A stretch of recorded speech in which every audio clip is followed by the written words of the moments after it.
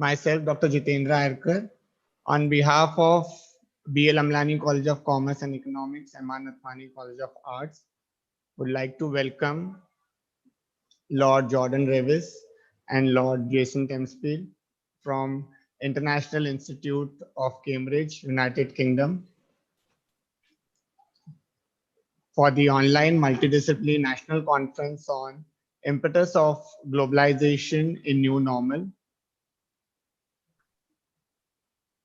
The world economy has not really rusticated through so many years and have been passed since a global meltdown due to pandemic crisis. The same has been evident from last 1 year. The annual growth rate of the world economy has fallen. We are still in the process of, in the phase of development. And when it comes to India, we are going at least down in that case. Keeping these views in mind, the college intended to host a multidisciplinary online international conference on impetus of globalization and new normal, along with International Institute of Cambridge, United Kingdom. At the outset, I would like to welcome Lord Jason Temsfield to give his opening remarks about the conference and about the institute. Well, firstly, I would like to thank Dr. Jitendra for giving us the opportunity to partner with you guys. And we're really excited to know, not just to put forth our views, but even to understand from your side, what do you think about such a topic? And to be very frank and honest with you, things at the moment it's really heartbreaking to see things back there in India. Though I'm half Indian, I'm an Anglo-Indian. My father's British, my mom's Indian. And I live in Europe, and I'm a part of the International Institute of Cambridge. And I really find this as a privilege and honor to be here among all of you guys. It feels like I have some kind of a connection with all of you because my roots are from India as well. So thank you, really thank you. And I'm really grateful to Dr. Jitendra for giving me this opportunity and giving our institute this opportunity to be here. I just would like to start by giving you a gist about a short brief actually about our institution. The International Institute of Cambridge we provide courses, not just teaching courses, but even business courses. And we believe in impacting lives through education, which is the most important thing according to us. We strongly believe in joining forces with different educational institutions from across the world just to impact lives. And our presence at the moment is across Europe, Canada, Asia, as well as the Middle East. Our prime focus is our teaching English as a foreign language. This course of ours, we believe, and we keep pushing this forward to the Indian, the people of India, because we see great growth for the teachers there, not just teachers who have been doing their bachelor's in education, even young boys and girls who wish to travel abroad, especially the European countries. I believe it's very hard for the Indians to get jobs in Europe. But after you do this course, it's quite simple compared to what we perceive it to be. So teaching English jobs across Europe is in really high demand at the moment as well. You might be thinking in a global pandemic, the jobs are not so open, but it's the opposite of that. The jobs out here are immense. There's an immense demand of jobs and teachers. The demand is high, the supply is low. So what I want to do is just give you a gist about how things work before I ask Reeves to come in and give you a gist about the topic of today. And I would like to start by just telling you that, see, nothing is impossible for any of you to achieve in your life. All you got to do is have a vision, have a goal. You can, I always keep emphasizing on this one statement. If you have the vision, you will have the provision. And if you don't have the vision, you need supervision. And what is supervision? Supervision is nothing but if you don't have a clear vision in your life, you need to find somebody who can put in that vision into you. And we are here to help you to impact your life, to know if you feel that you are locked up in a current situation, we have a solution for you to get out of there, explore life, travel the world, see what life is all about outside your own country. And this one mere small 120-hour course can give you that opportunity to step out and explore what life is, what culture is, how life can be impacted outside your own country, how you can impact life outside your own country. And I really find this a beautiful moment to just speak my heart out and share this experience with you all, because I've been through that. I was finding, a very tough time when I was there. I wanted things out there. That's when I connected with Lord Reeves, and he told me, you know what, let me give you this opportunity and pull you out from your situation. And that's when I got stepped in. I came to Europe, and then things changed. It's been 5 years. I even got blessed with the Lordship onto my name, the privilege of having that onto my name, and all thanks to Lord Reeves. So I would cut my speech really short and just hand it out, to and for him to take over and say a few words on our topic for today. Thank you so much for giving me this opportunity, sir. Thank you Yes. so much, Lord Jason. Uh, we'll now move forward. Just wait a minute.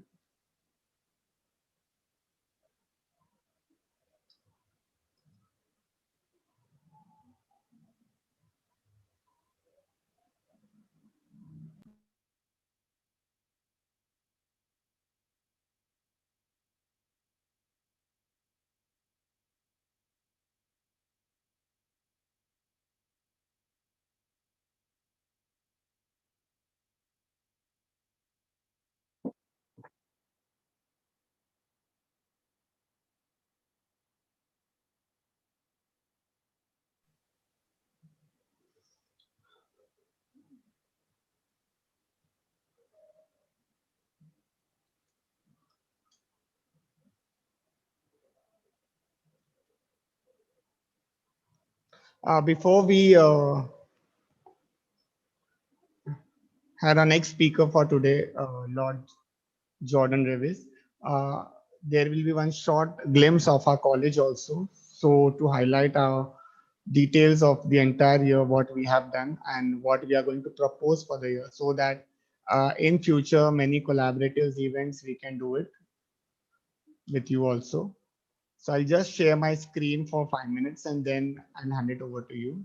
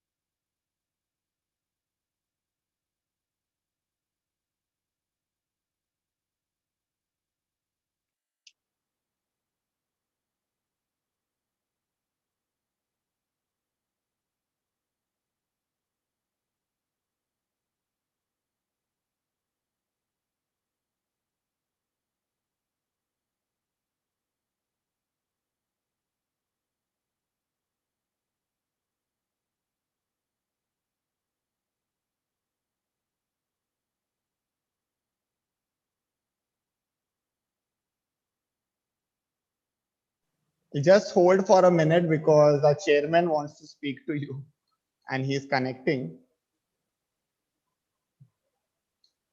Perfect.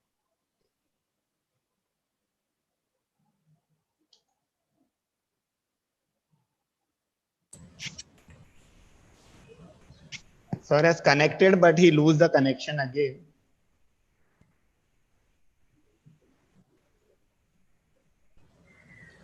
Jason, she is Dr. Meenu Madlani. She is our management representative and academic advisor for the college. Hello. Hello. Nice to see you. Yeah. Same here. And she is principal also of Hinduja College. Pleasure Perfect. to meet you. Yeah. Likewise. Thank you. Ma'am, Jason is the one who takes care of the academic things in Cambridge Okay. University. So any tie-ups or any examinations or the speaking courses, English speaking courses or any language speaking courses that As she our takes. chairman is going to speak afterwards, that's why I'm waiting for him. Okay. Looking forward to it. Yeah. Yeah.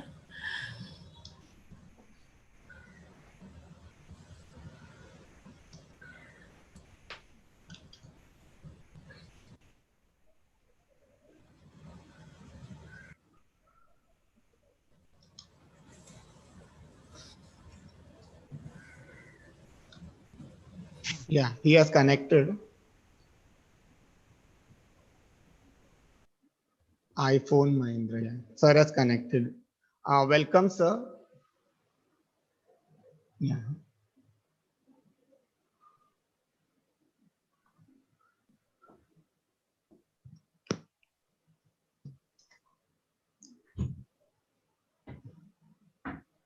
Welcome, sir, to the online multidisciplinary international conference.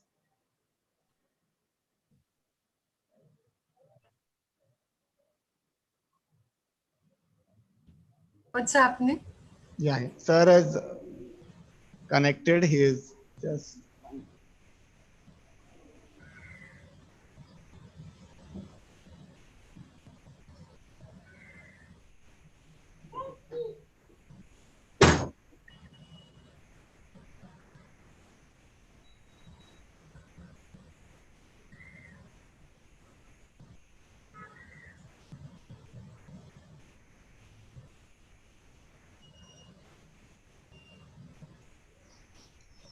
just connected with his iPhone.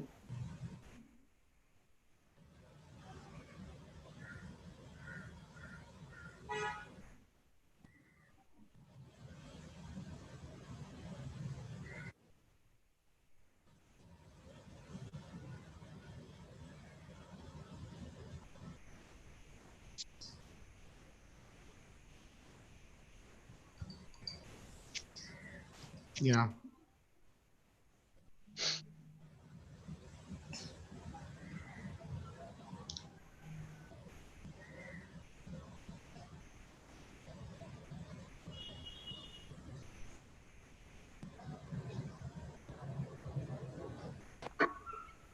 yeah. So welcome.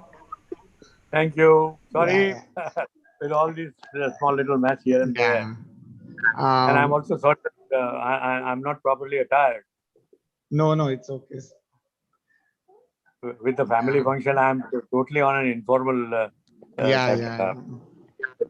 So welcome So to I'm the actually online international quite a conference. number of participants already in. Yeah. So here is Dr. Jordan Revis and Lord Jason Timstill, who is from International Institute of Cambridge, London. And sir is Advocate Sri Mahindra Gilani. He is the chairman of MKLM Trust.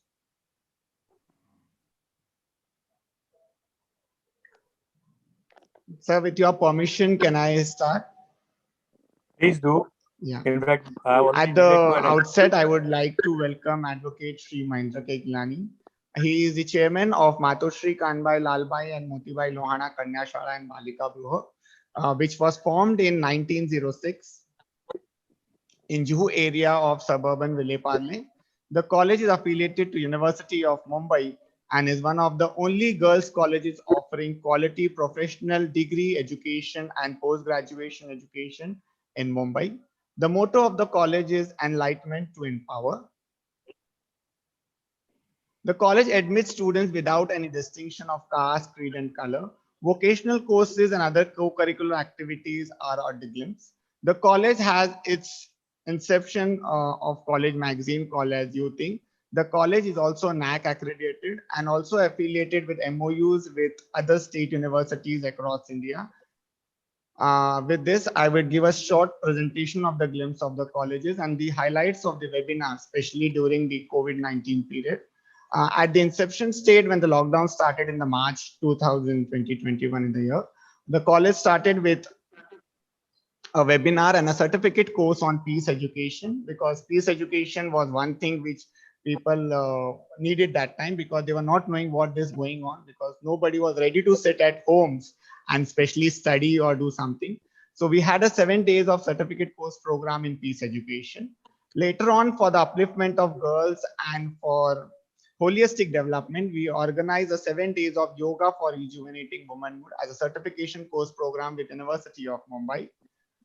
Then we had a national webinar on stress management due to COVID-19 for college students. Then webinar with Nalanda Sanskriti Dhara multidimensional Indian culture to understand the ethnics of dance culture during the lockdown period, so that people who are in the lockdown phase could enjoy some other ways of learning through dance and drama also. And some new technique of teaching can be done in so and so methods. A webinar on positive thinking and practical medication was kept per week with the Association of Brahma Kumaris, so that mental relaxation and peace can be given. Then we had a short-term course on personality development for the students. The national webinar along with Hindustan University Department of Law in Chennai, we organized new legislation health policy. This legislation archive was given to ICMR and also to Government of India for the further improvement of health legislation in India.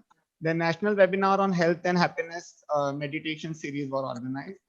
By the time the new beginning came by June 2020, we thought that financial literacy was one aspect the women face in Mumbai, especially on the rural areas of Maharashtra, since women don't know how to do Paytm or how to use Phone Pay or how to use the gadget. So we have organized financial literacy program all over India. Then Swachh Bharat Action Plan was organized, because by the time mask and everything was kept here and there, so we organized Swachh Bharat Action Plan for the girls. Then we organized an IWS Western Regional Conference, that is Indian Association for Women's Studies Conference for all over India. Then with the help of National Commissions for Women, the college organized a gender equality program. Then Atmanirbhar Bharat, what is Prime Minister Narendra Modi's vision, we had organized an online national conference on that. Then NABARD sponsored seminar with NABARD giving financial assistance for organizing. This was the one college in the urban area to receive the financial assistance for organizing conference. Same happened with Reserve Bank of India. We had achieved financial assistance for organizing this semester. Then we had got financial assistance from Indian Council of Historical Research to understand the historical movements of women in India, and the glimpse went on. These are some paper cuttings and clips where our college got highlighted and was appreciated by the print media also. You can see Sushant Singh Rajput also photo here, because he was committed a suicide in that way. So we had organized a stress management series at that time.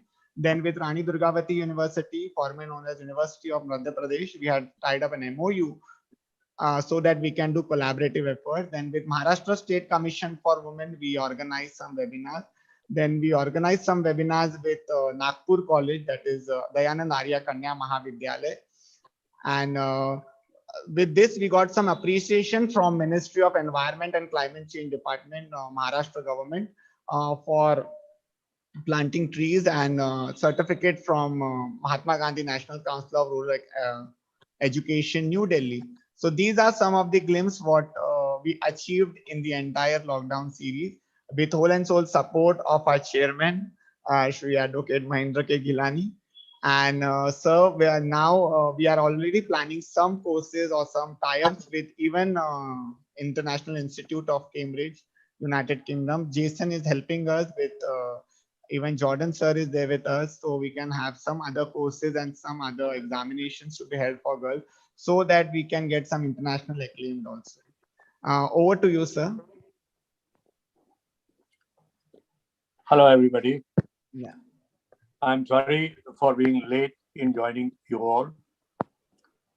And I welcome you all to this international conference.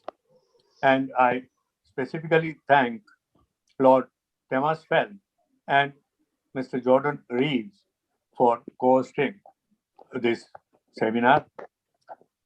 Pardon me for my totally informal dress. I was having some small family function and it just slipped off my mind, and I'm not properly attired. Not even in Indian way, leave aside in a British way.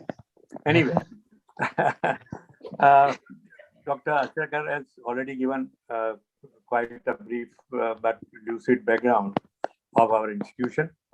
And I must say that though, of course, we are more or less just coming out of the infancy, we are just about a decade-old institution, struggling to have our roots deep enough in a world of co-ed education by emphasizing only on women and empowerment and having only a girls' school.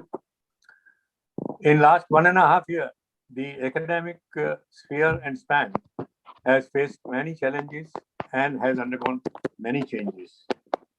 Some of them, of course, are for good, and what is considered as the neo-normal, many aspects of that neo-normal may become a normal in time to come, with the adaptation of the technology and with the ease with which the education can be imparted on a much broader field.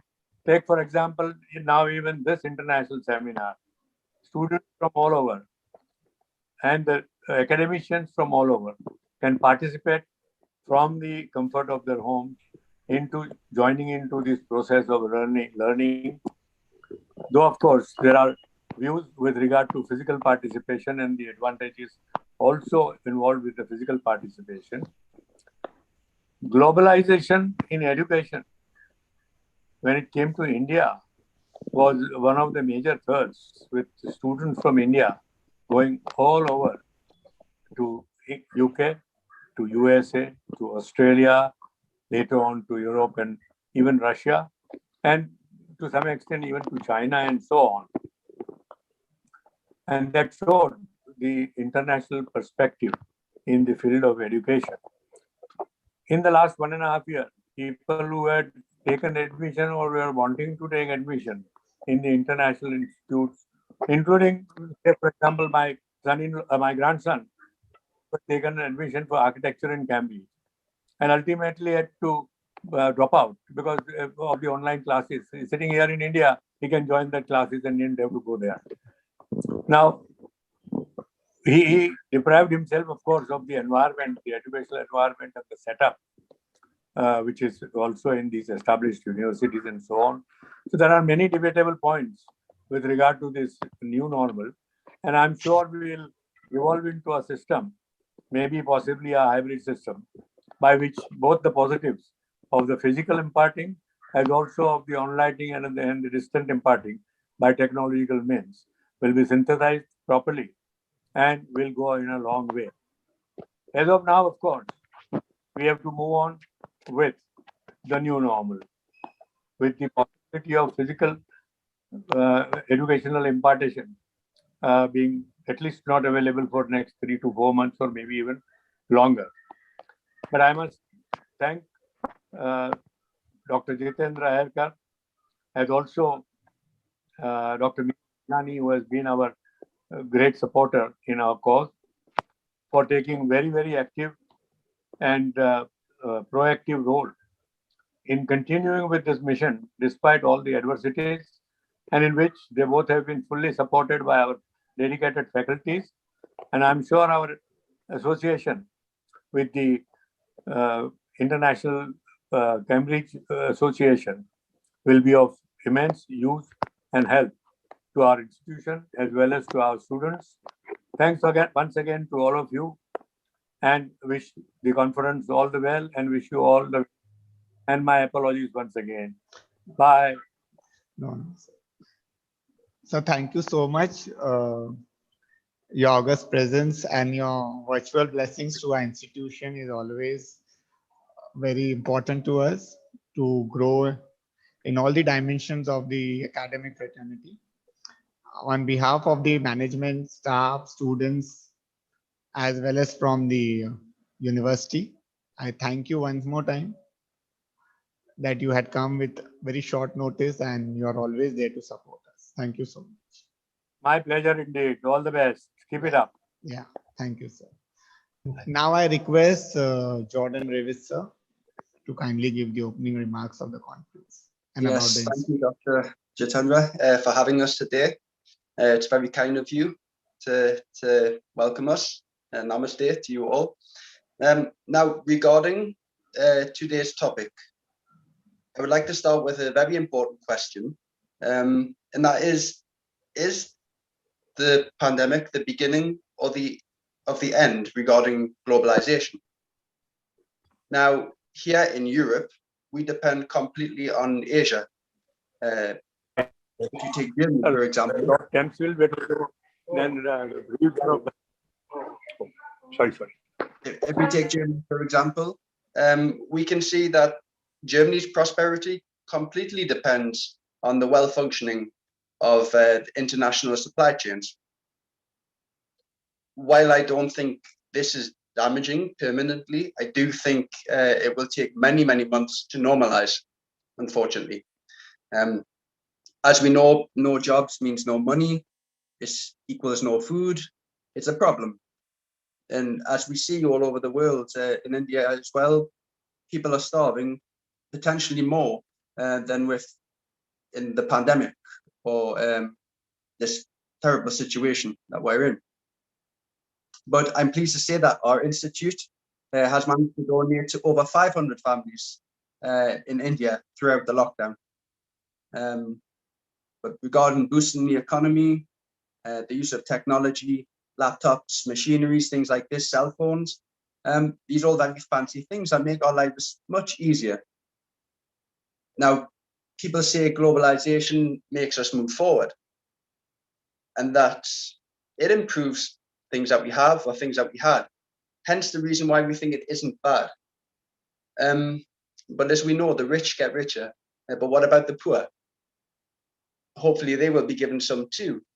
So globalization, yes, it develops our nations and increases our life satisfaction. That is for sure. But is it really good? I think that's a question we have to ask ourselves at the moment. Thank you. Thank you so much. Now I request Dr. Jaljit Kaur. She's been our resource person for today's international conference. Daljit Kaur, ma'am, are you here?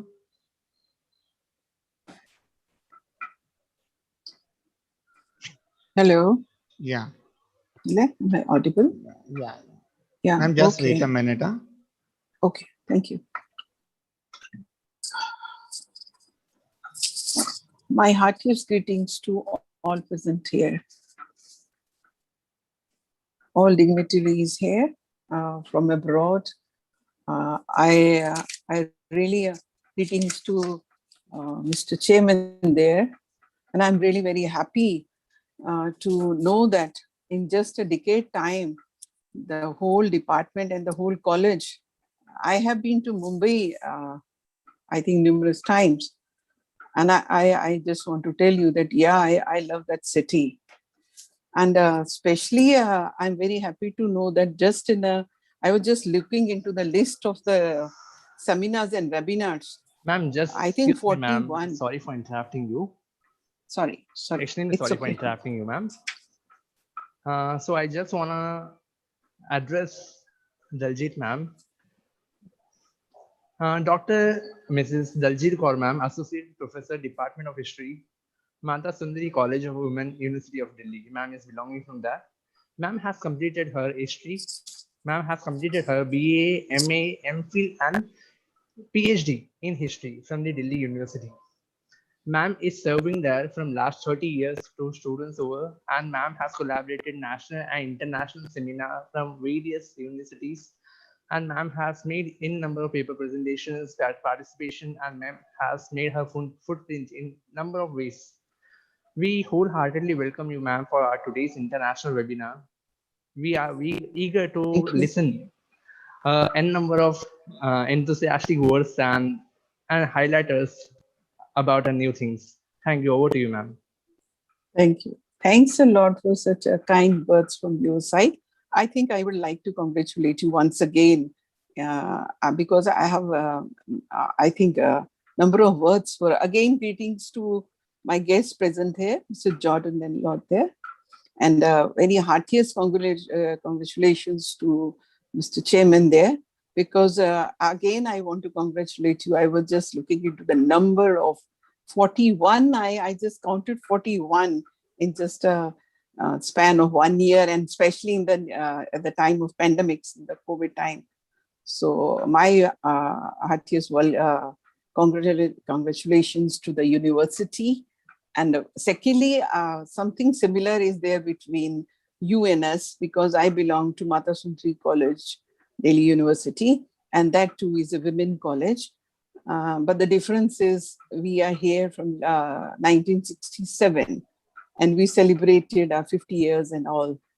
Secondly, I would like to tell you just a small introduction about my college.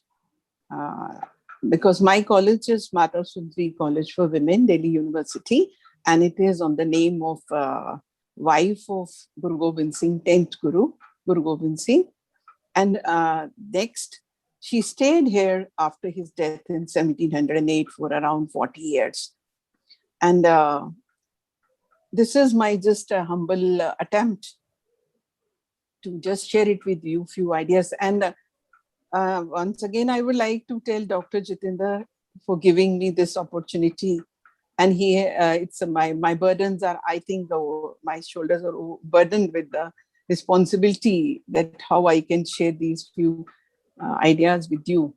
So I think I will start with this, and on being on the Heritage College, because on the College of Mata Sundari, she stayed here. And I think in the history of Delhi University, my college, I'm proud of being a part of my college, because she stayed, and its name on the Mata Sundari College, because she worked a lot in the 18th century after Guru Gobind Singh's death, compiling all the educational things, establishing the educational institutions. So once again, I will take this opportunity that, yeah, I'm proud of being a part of my institution from last 3 decades. So I think you may start with my presentation.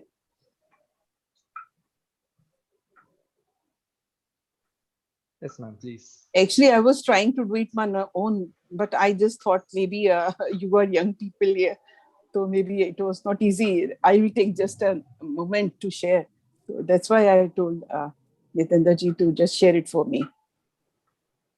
आप लोग तो जल्दी जल्दी कर लेते हैं ना? Yeah, ma'am, just a minute. Just a minute. Yeah, it's okay. It's okay. Take your time.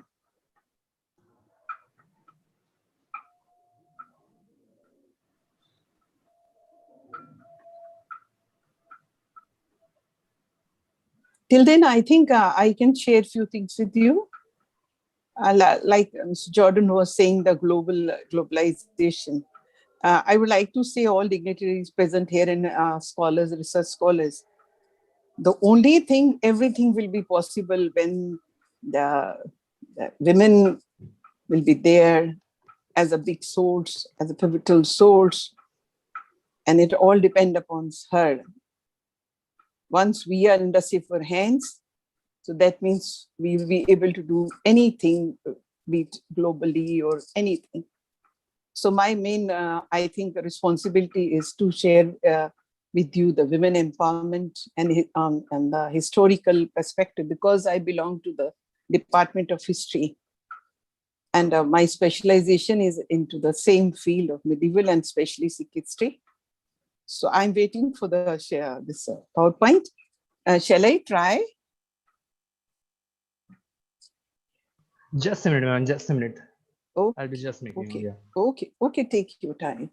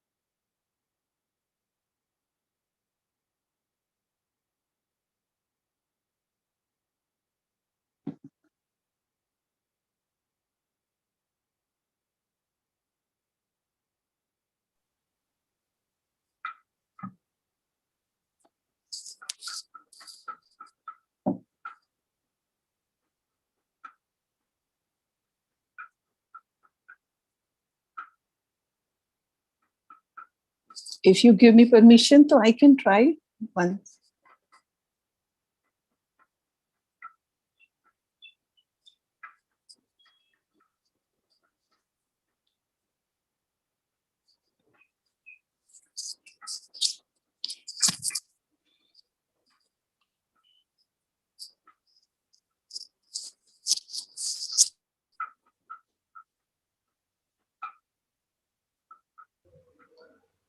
Thank you. Thank Yeah, you. ma'am. Yeah.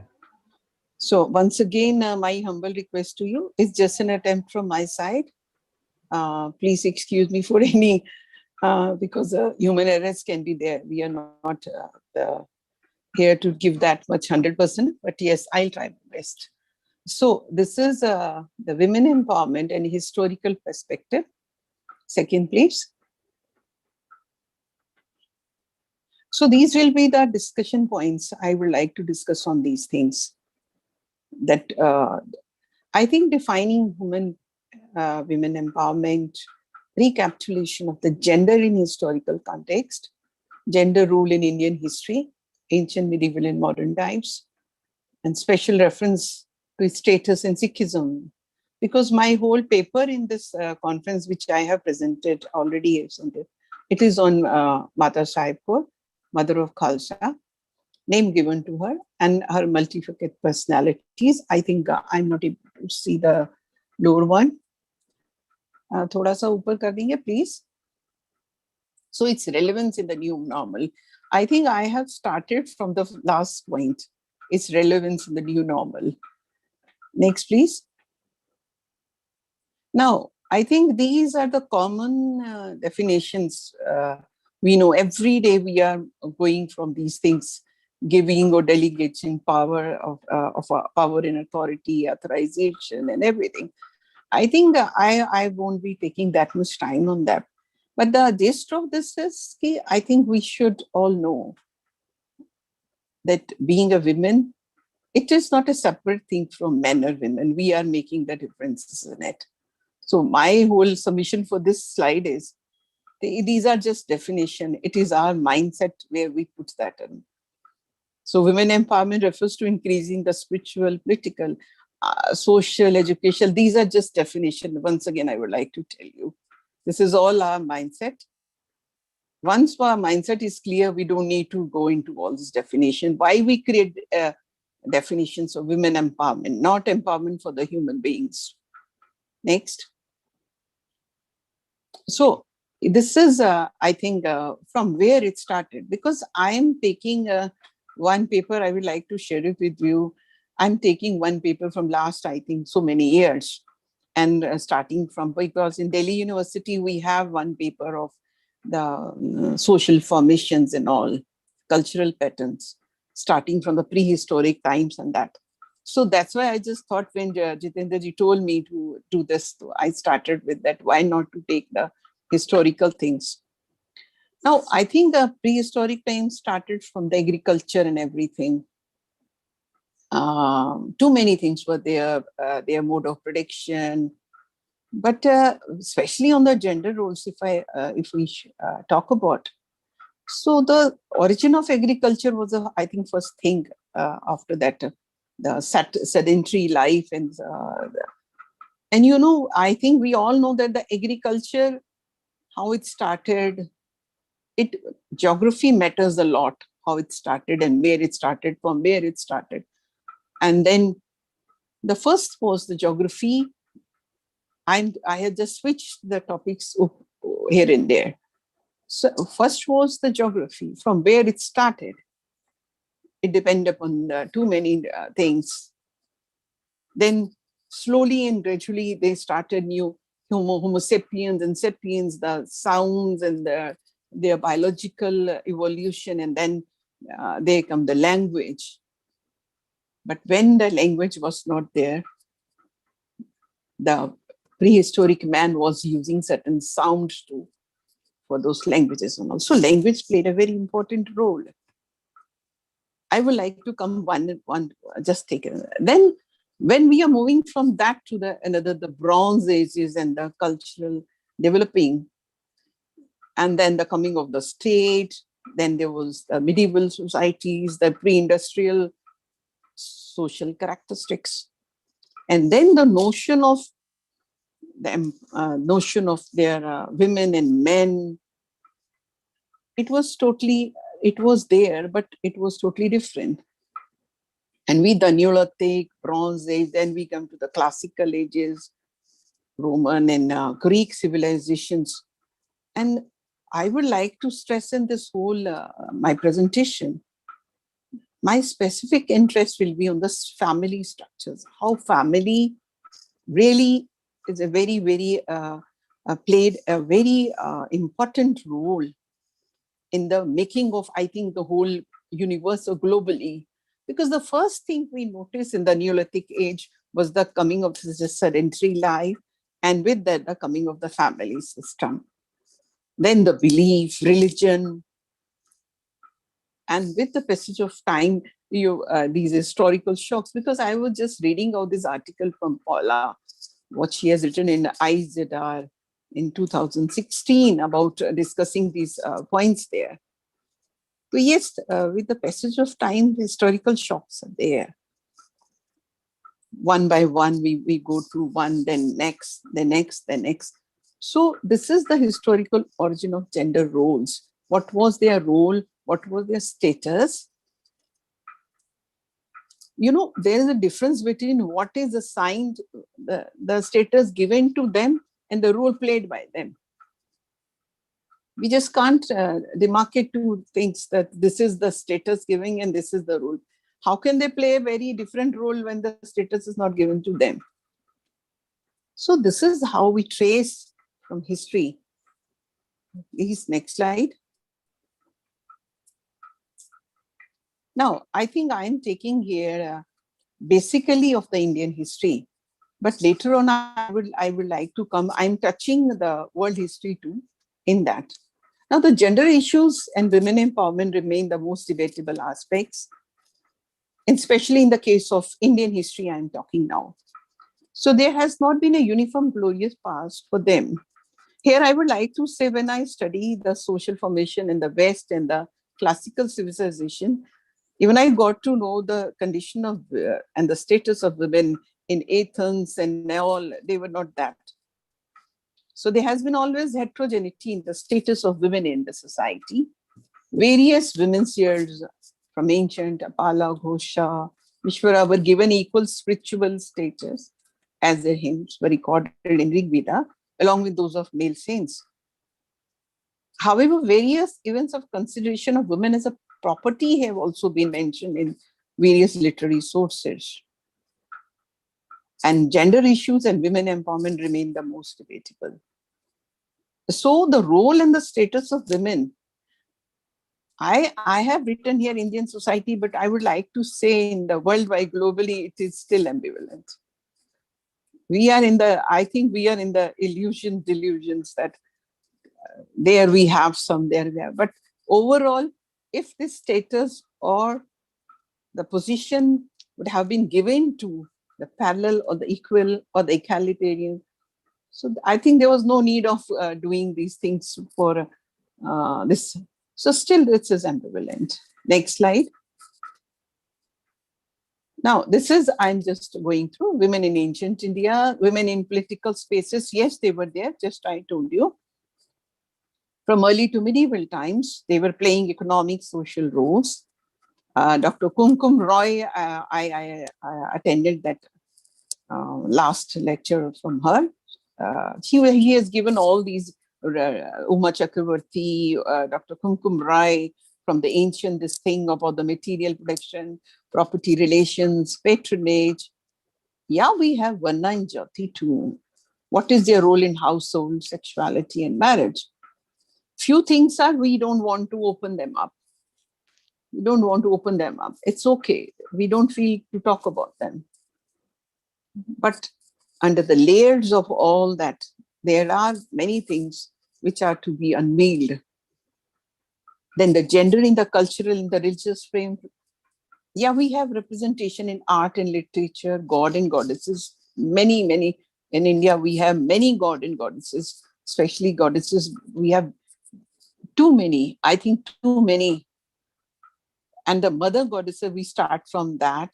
I think from the Indus, or if I go to the old one culture on the Africa, there we have the mother fraternity. That is the thing. So same is here. We have this. Next slide. I think I'm not able to see the name. So this is the very important, the Manu, that from the cradle to grave, a woman is dependent on man in childhood on her father, in youth on her husband, and in old age on her son. I think everything started changing from here. Everything started changing from here. And then the changes started coming. Next. Now, when we talk about the medieval time, women in power in Delhi Sultanate, I think you must have all must have heard about this Razia Sultan. I think my guests from abroad, I hope they are aware of Razia Sultan. Mr. Jordan, I'm looking at your interaction. I hope you know Mr. Razia Sultan. She was the first lady in the medieval times. And you'll be surprised to know in Delhi, her tomb is there. No tomb is there. Yeah, we don't have a special space. So this is the irony of the situation. So gender and literature, we have love and many lessons, Hindavi, romances. I'm just taking few steps further. Now, representation of women and men in the Indo-Persian, Sanskrit and Rajput tradition, we have. They were playing a role. We have women bhaktas, women saints. They're playing a very, very important role. And how can you create a society without women playing important? And how can you think, in before 1980, we only had the male saints in the bhakti movements. We're not aware of, but then the researchers started, and how come after researchers we got to know that yes, women were also bhaktas and saints. So that is how we project the society, how we do the research work. And then in the medieval, we have political processes, laws, genders. We have numerous like ladies like Noor Jahan, Jahara. I'm just naming a few from them. And we have education, literature, their biographies. They were taking interest in music. Next, please. Now, condition of, I think, women in modern India. The women's questions, because this is my opinion, I'm adding into it that I'm not imposing. Why after 100 or 200 years again, there is a moment of the women empowerment? Why we forgot all these things? Why we again require these social reforms? That's my way of putting it. Now, the women question social reforms, law, and the caste, class, religious identities. This is the emotional histories. I think I just conducted when very seminar in my college on the partition, the unforgotten heroes, and especially the women. And it was, they were playing a remarkable role in the partition. and I will, my paper into it, I have taken women from Punjab only, but why we are forgetting the 50% of the population? Why we are not taking them along with us?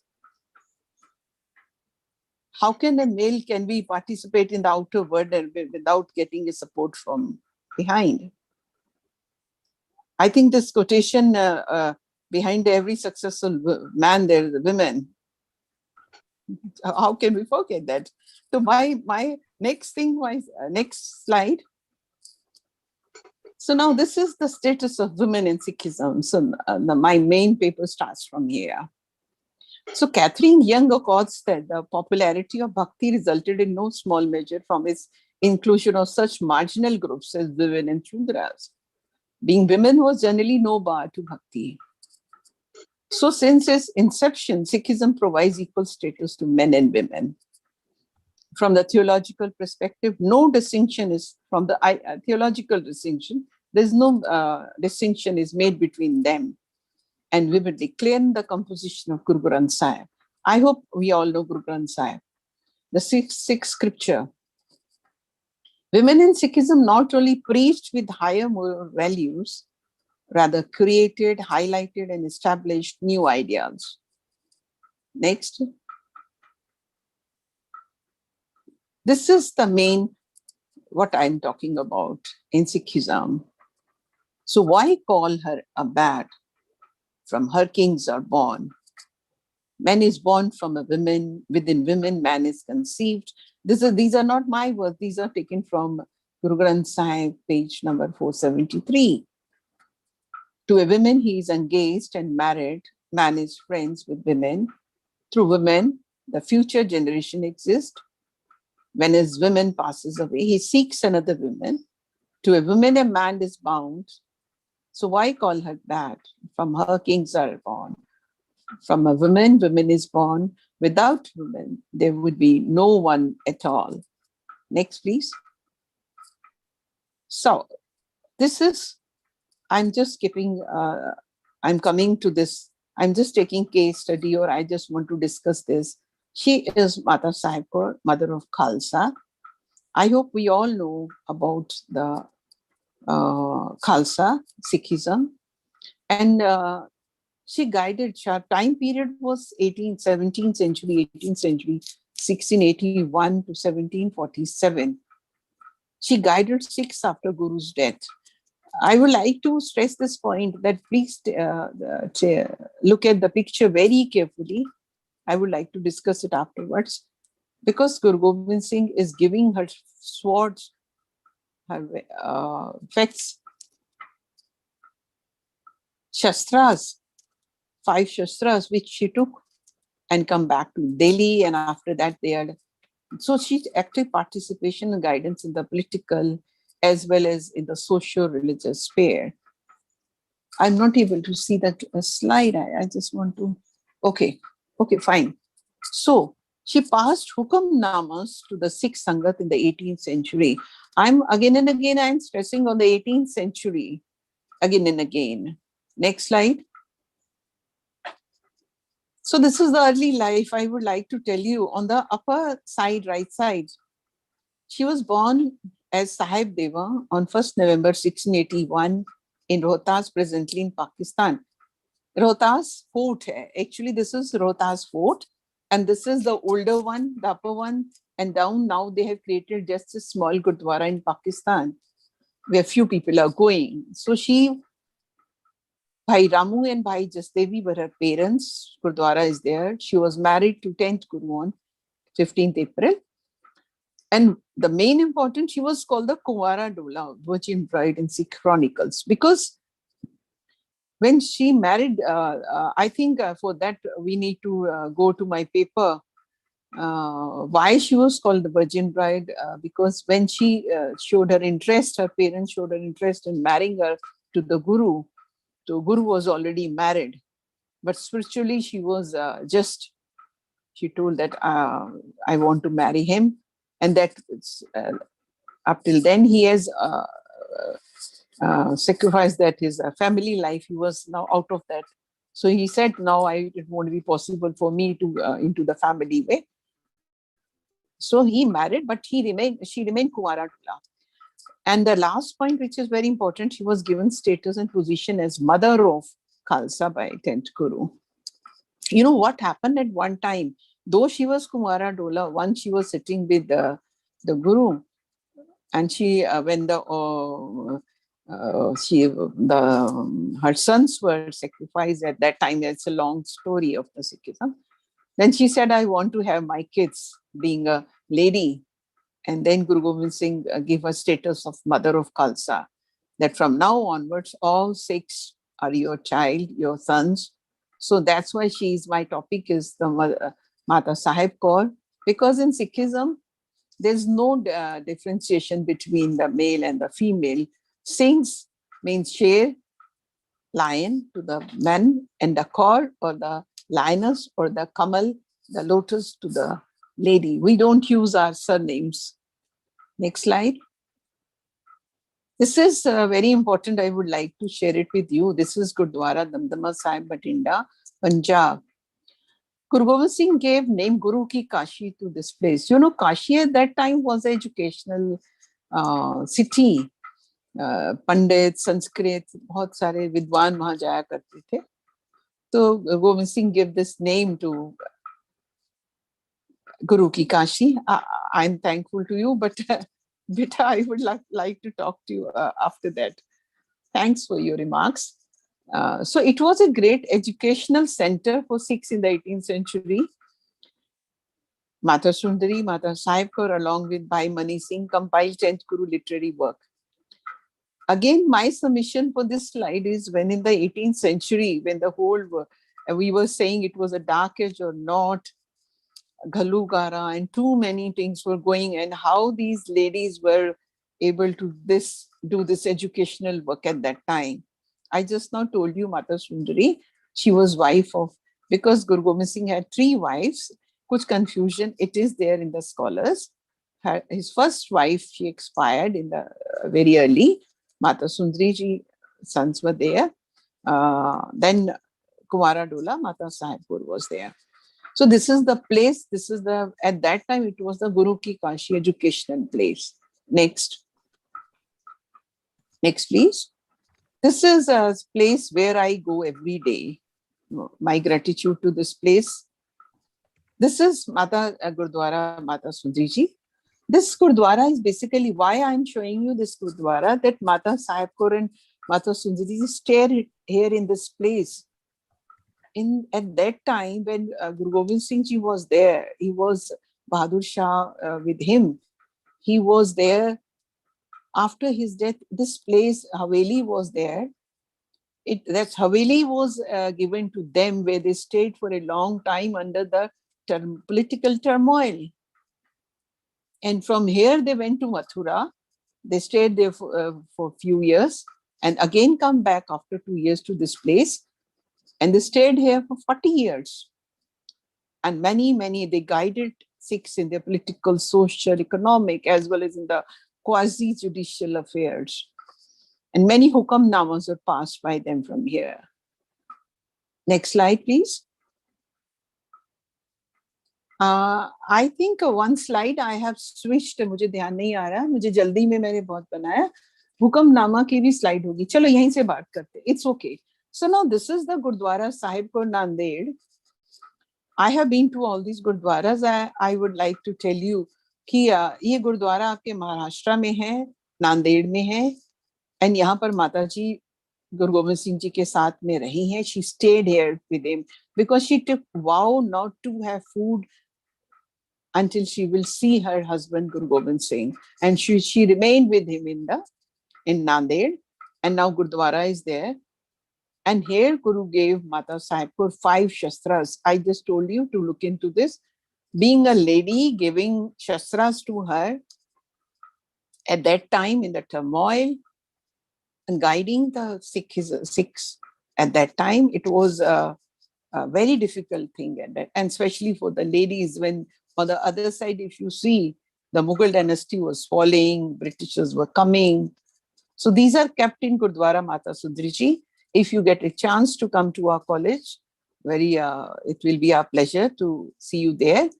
They are kept in Mata Sundari Gurdwara and then in the Gurdwara Rakabganj in Delhi. So she was a very strong women leader, armed warrior, fearless pioneer who led Khalsa Panth for nearly 40 years after Guru's death in 1708. Next, please.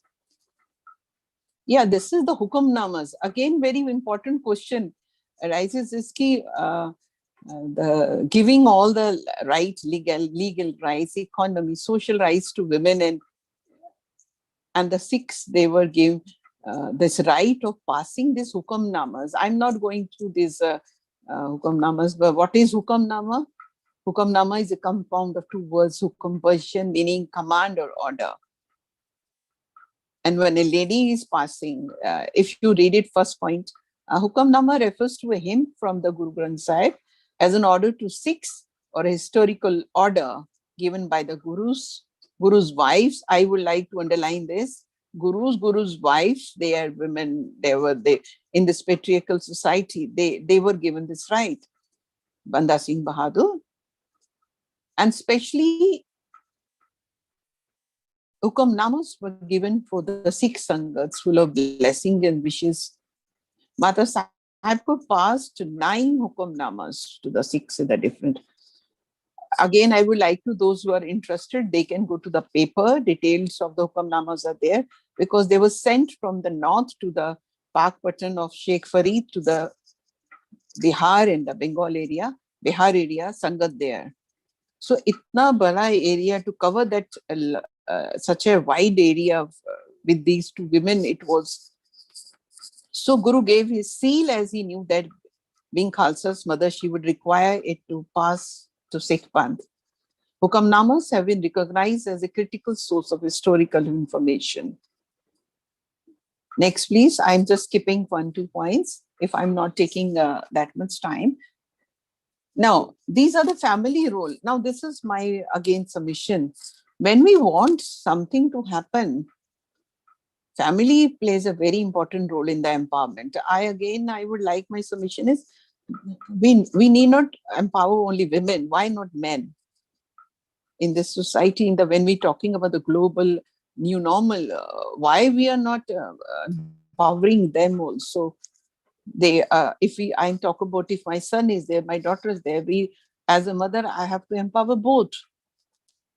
So this empirical research on various historical elements of contemporary differences, gender roles and gender gaps across societies. Transmission of differences from parents to children and therefore persist until today. In the case study of Mata Sahib Kaurji, Bibi Jasde, mother of Mata Sahib, role in her upbringing.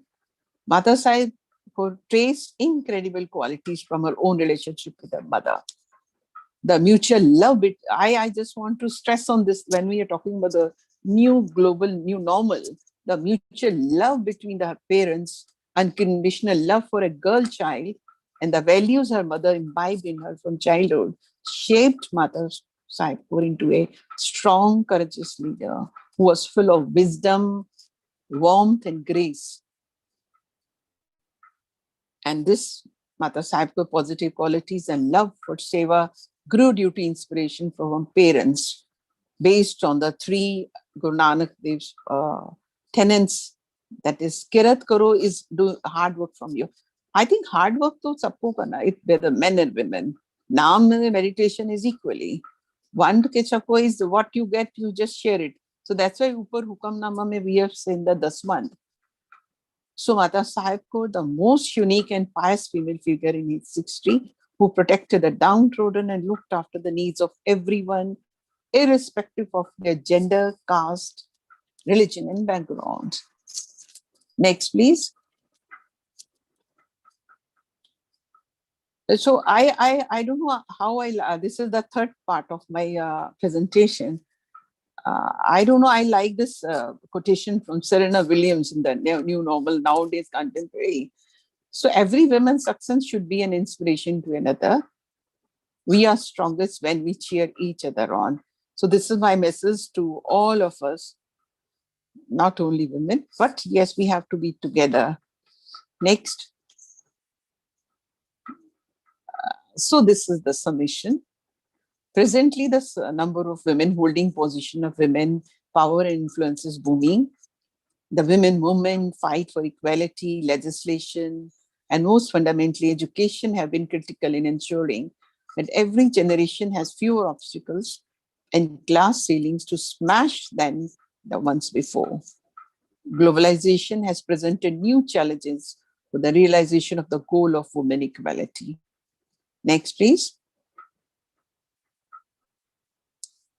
I think I'm okay with if I say that this is the takeaway, depending upon what I was able to deliver here.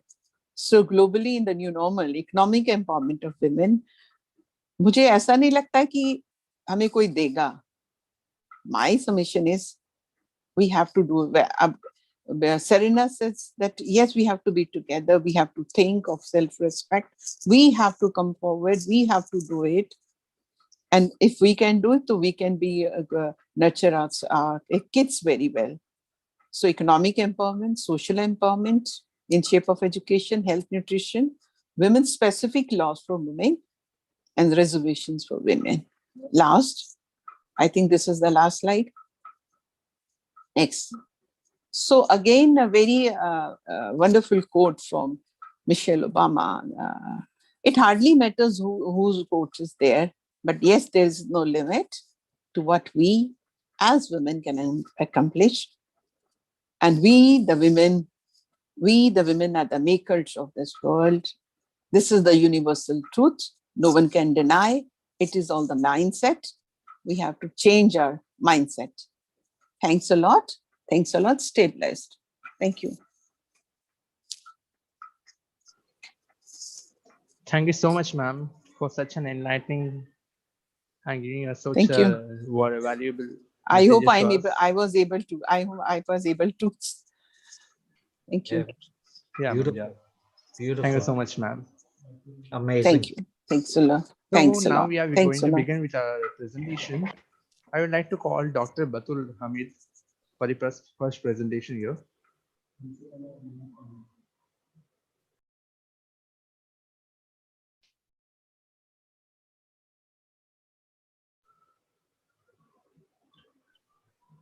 Dr. Batul, sir, are you available here? You're on mute. You'll have to unmute yourself. Ma'am, you are, hello? Hello?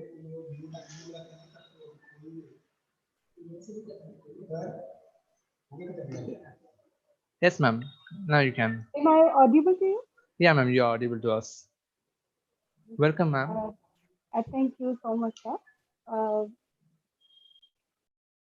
Good afternoon to one and all, respected dignitaries and faculty members, and my dear friends. First, I would like to thank to my mentor that he has provided me this opportunity to present my article on this platform. So, my topic is functioning of the court in India and abroad during pandemic.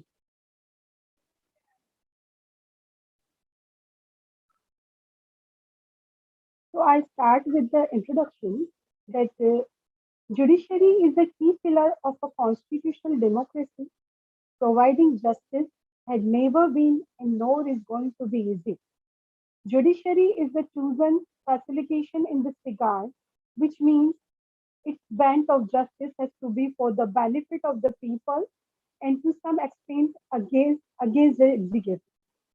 It is not only the protector of rights of ordinary citizens, but is also an epitome of law, policy, business, with all the fairness and arbiter of dispute. So in this article, an effort has been made to bring the fact that the judiciary is not only in India, but abroad, working day and night, even in these hard days of pandemic. So the pandemic of COVID-19 has locked everything down in this lockdown. The courts too have been affected. So the imparting of justice which is the prime files function of the court, has been drastically affected.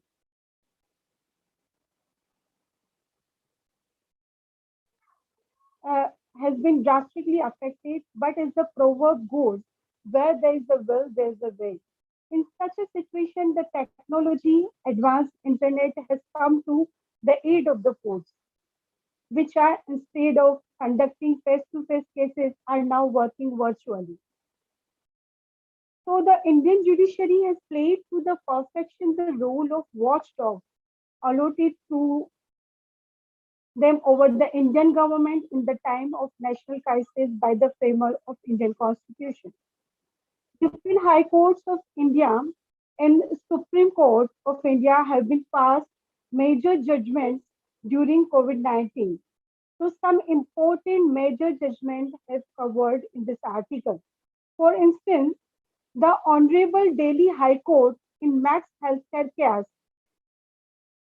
taking the suo motu cognizance to task over the lack of oxygen cylinder, the insufficiency of COVID-19 beds, and other important things, ordered the Delhi as well as the central government to buy, borrow, or back the oxygen cylinder in order to save the general public. The Honorable Madras High Court on the PIL filed by Tamil Nadu Transport Minister Mr. M.R. Vijaya Bhaskar fell strong over the Election Commission. Madras High Court ordered blaming the latter for holding election in such crucial times. In extremely severe words, Madras High Court stated that when the election canvassing and going on was the election commission itself on other planet. Likewise, the Honorable Gujarat High Court on the suo motu petition initiated by the Chief Justice after the newspaper reporter about the worsening COVID-19 situation. He stated further that lockdown is not the solution. Do you not know that due to the lockdown, how many people would be suffered of their employment? This is not Germany, New Zealand, and London, but this is India. The Honorable Allahabad High Court was also stern on the Uttar Pradesh government and cautioned their act on holding panchayati election. Said that majority of the person who died during Corona were teachers put into the election service by the government. So why shouldn't the government be punished?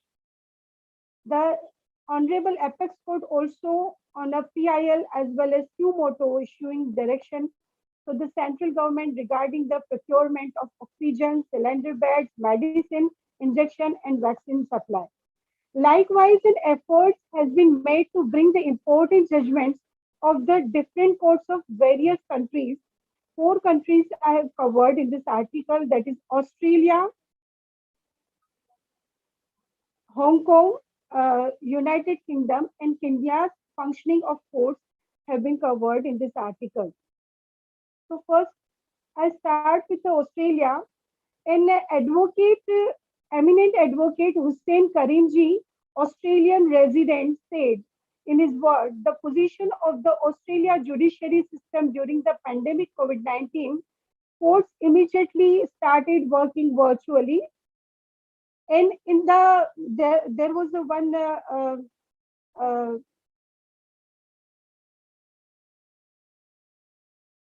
there was one amendment that has been done in the Evidence Act, in which the appearance of a witness or legal practitioner by audio-visual link, if the court so directs, this amendment came into effect on 25th March 2020. Next is Hong Kong. In the judicial system in Hong Kong during COVID-19 was well demarcated by the advocate Amir Ali Nasir, expressed as that on 28 January 2020, the court announced a general adjournment period. And in the case of CyberWorks Audio Video Technology versus HK Company Limited, Courts considered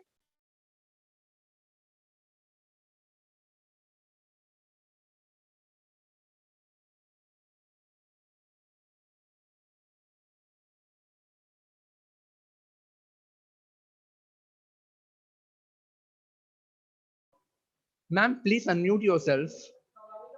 Ma'am, because ma'am, please unmute yourself. You're muted. I think, ma'am, there is some network issue from your side because automatically you're getting muted.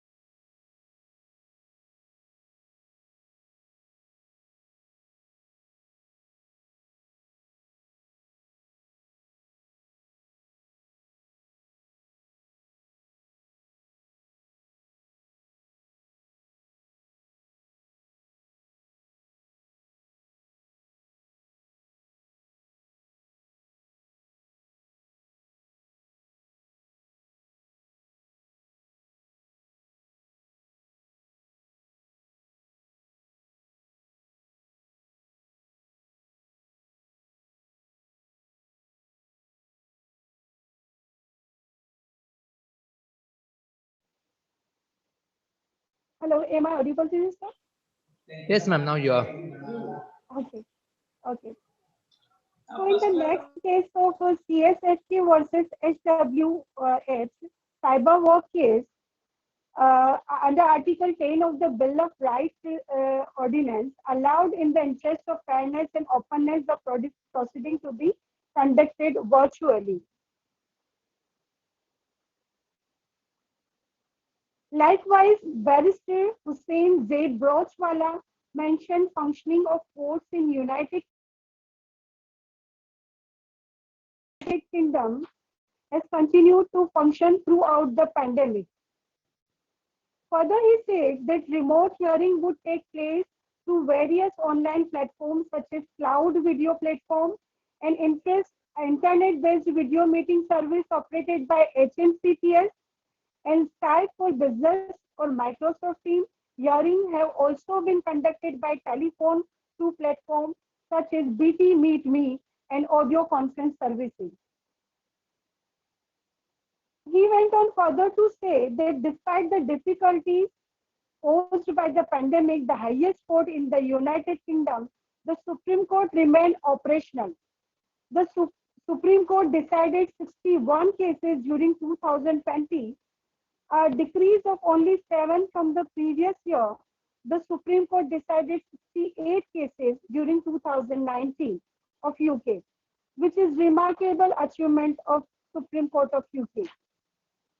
Likewise, senior functioning of the Supreme Court was covered by the eminent advocate, senior advocate Dave Siganga. So I conclude my paper with the conclusion that crises are the times that tries a man's strength. We had often heard that judiciary is the fourth pillar of democracy. This crucial time of COVID-19 marked the remarkable judgment delivered by various courts of India, highlighted the relevance of judiciary as the third pillar of democracy when all the courts strongly went down on the government for their lack of preparation regarding the availability of oxygen cylinders, bed for COVID-19 patients, lack of injection of remdesivir, unavailability of vaccine, in short, no preparation whatsoever against the second wave of COVID-19. The courts were not at all hesitant or reluctant to deliver judgments against the state as well as the central government when the protection of the life of the people at large was at stake. Thank you so much. Thank you so much, ma'am. Thank you. Thank you so much, ma'am, for your presentation. Next, I would like to call Principal Dr. L.S. Pathak.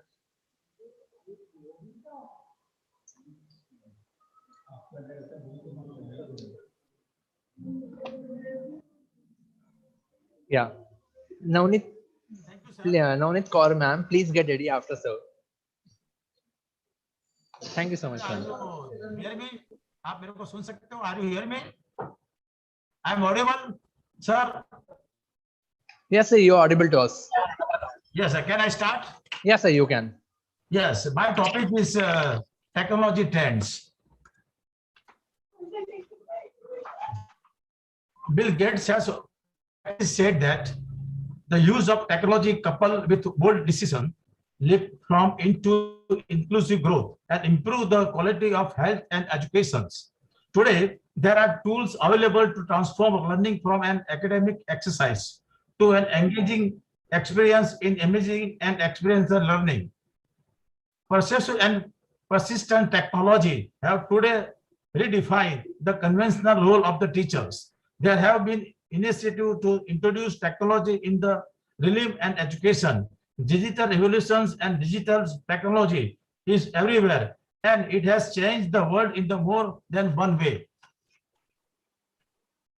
We are running in 21st century where technology knows no boundary.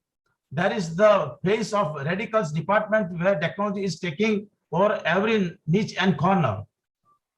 Smartphones, laptops, and tablets are no more unknown word. During this phase, particularly post-COVID-19 era, the education system is evolving for the sake of the betterment. At this generation, students are not born to be confined by the limits of simple learning. Their curiosity is vast and cannot be cutted with the education system that were designed earlier. If we kept the teachings of our children the way we taught them yesterday, we would deprive them of their tomorrow. So that we have no right to deprive the tomorrows of our children.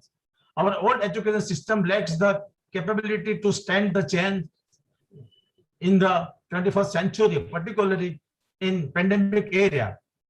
So we are compelled to use digitalization in our education system. The new phase of the learning has been begun and involved various advanced technology. For example, online courses, online examinations, digital textbooks, animations, all are the now need of the times. And in this context, I can say that the use of social media in education play very vital roles. In India, due to the technology, internet has become a phenomenon after the introduction of the smartphones. However, the internet still remains limited to certain demographic constitutions. Yes, use of internet governance should not be overshadowed by the need for large debate on availabilities, accessibilities, and affordability of this. In our society, large sections of the people is still not familiar with the internet, social media, and its multiple purpose uses. India is the second largest population country of the world with the population of over 1.25 billion. Computer literature is the sparse, especially in the rural area. Thus, this makes the concept of internet freedom and social media in subject for the discussions. Now, impact of digitalization in Indian society. The internet has a huge impact on Indian society. Service in bank, schools, and hospitals has considerably improved with the introduction of the internet in the functions of day-to-day work. So, in IST-based learning tools for the effective teaching learning processes also play very vital role so far present scenario is concerned. High-end technology include MOOCs have been globally recognized to augment the efficiency of higher educations. And the present days, our Prime Minister, Mr. Narendra Modi, also take very interest so far this MOOCs is concerned. In this digital area, with the rapid changing employment patterns, workforces need to be reskills and upskill, and that demand lifelong learning throughout online courses. Owing to rapid advantage in the information and communication technology, that is IST, and global internet connection, the higher education has grown exponentially in the past few years to meet the demands of talented youngsters, curb the digital gaps, and cultivate knowledge society. Extensive ICT and MOOCs of other explore to learn the men, especially in higher educations institution in under the developed and remote area to learn online, get online certificates and guidelines to access to high quality information, economically viable and accessible higher education resources. MOOCs plays flexible learning platform which is value added on the classroom learning. The introductions of IST require a digital infrastructure which is no doubt very expensive, but it is also interested. So looking to the present scenario. Now, research and development activity worldwide is very fast growing. I give some statistics in this regard. It is latest statistics. So far, Switzerland is concerned, 71.5% is R&D in Switzerland, in Sweden, 67%, USA 71.5%, Netherlands 56%, UK 65.1%, Finland 67.7%, Singapore 61.2%, Germany 67.7%, Israel 84.6%, South Korea 78.2%, Ireland 79%, China 77.3%, Japan 77.8%, and India 36.5%. And I conclude my speech. So I quoted that the great personality, Jenny Elton, rightly said, technology can become the wings that will allow the education world to fly further and faster than ever before, if we will allow it. Now, last but not the least, it is said that in present time, living without technology is like a living without air. Each and every person is dependent on the technology. Today's information and communication technologies such as computers, internet, wireless network, smartphones, and other new developed communication infrastructure are playing vital role in development of the higher educations as well as our education institutions. Hence, in present scenario of globalization, liberalization system, rapid transformation system, and the information and communication technology with other modern and latest infrastructures have been playing vital and very important role for dynamic, energetic, and vibrant higher education system. Thank you very much to give this opportunity for. Thank you, sir. Thank you so much, sir. Thank you so much, Yeah. sir, for your presentation. Next, I would like to call Navneet ma'am. Navneet ma'am? Yes, sir. I'm audible. Yeah, ma'am, you are audible to us. After Navneet ma'am, I would like to call Pramila ma'am.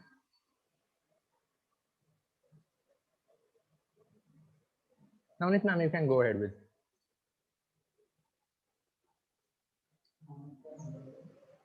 Navneet ma'am, you can start your presentation. Yes, sir. Is my screen visible? No, ma'am, not yet. I have actually presented it. I may try again. Yeah, ma'am, yeah.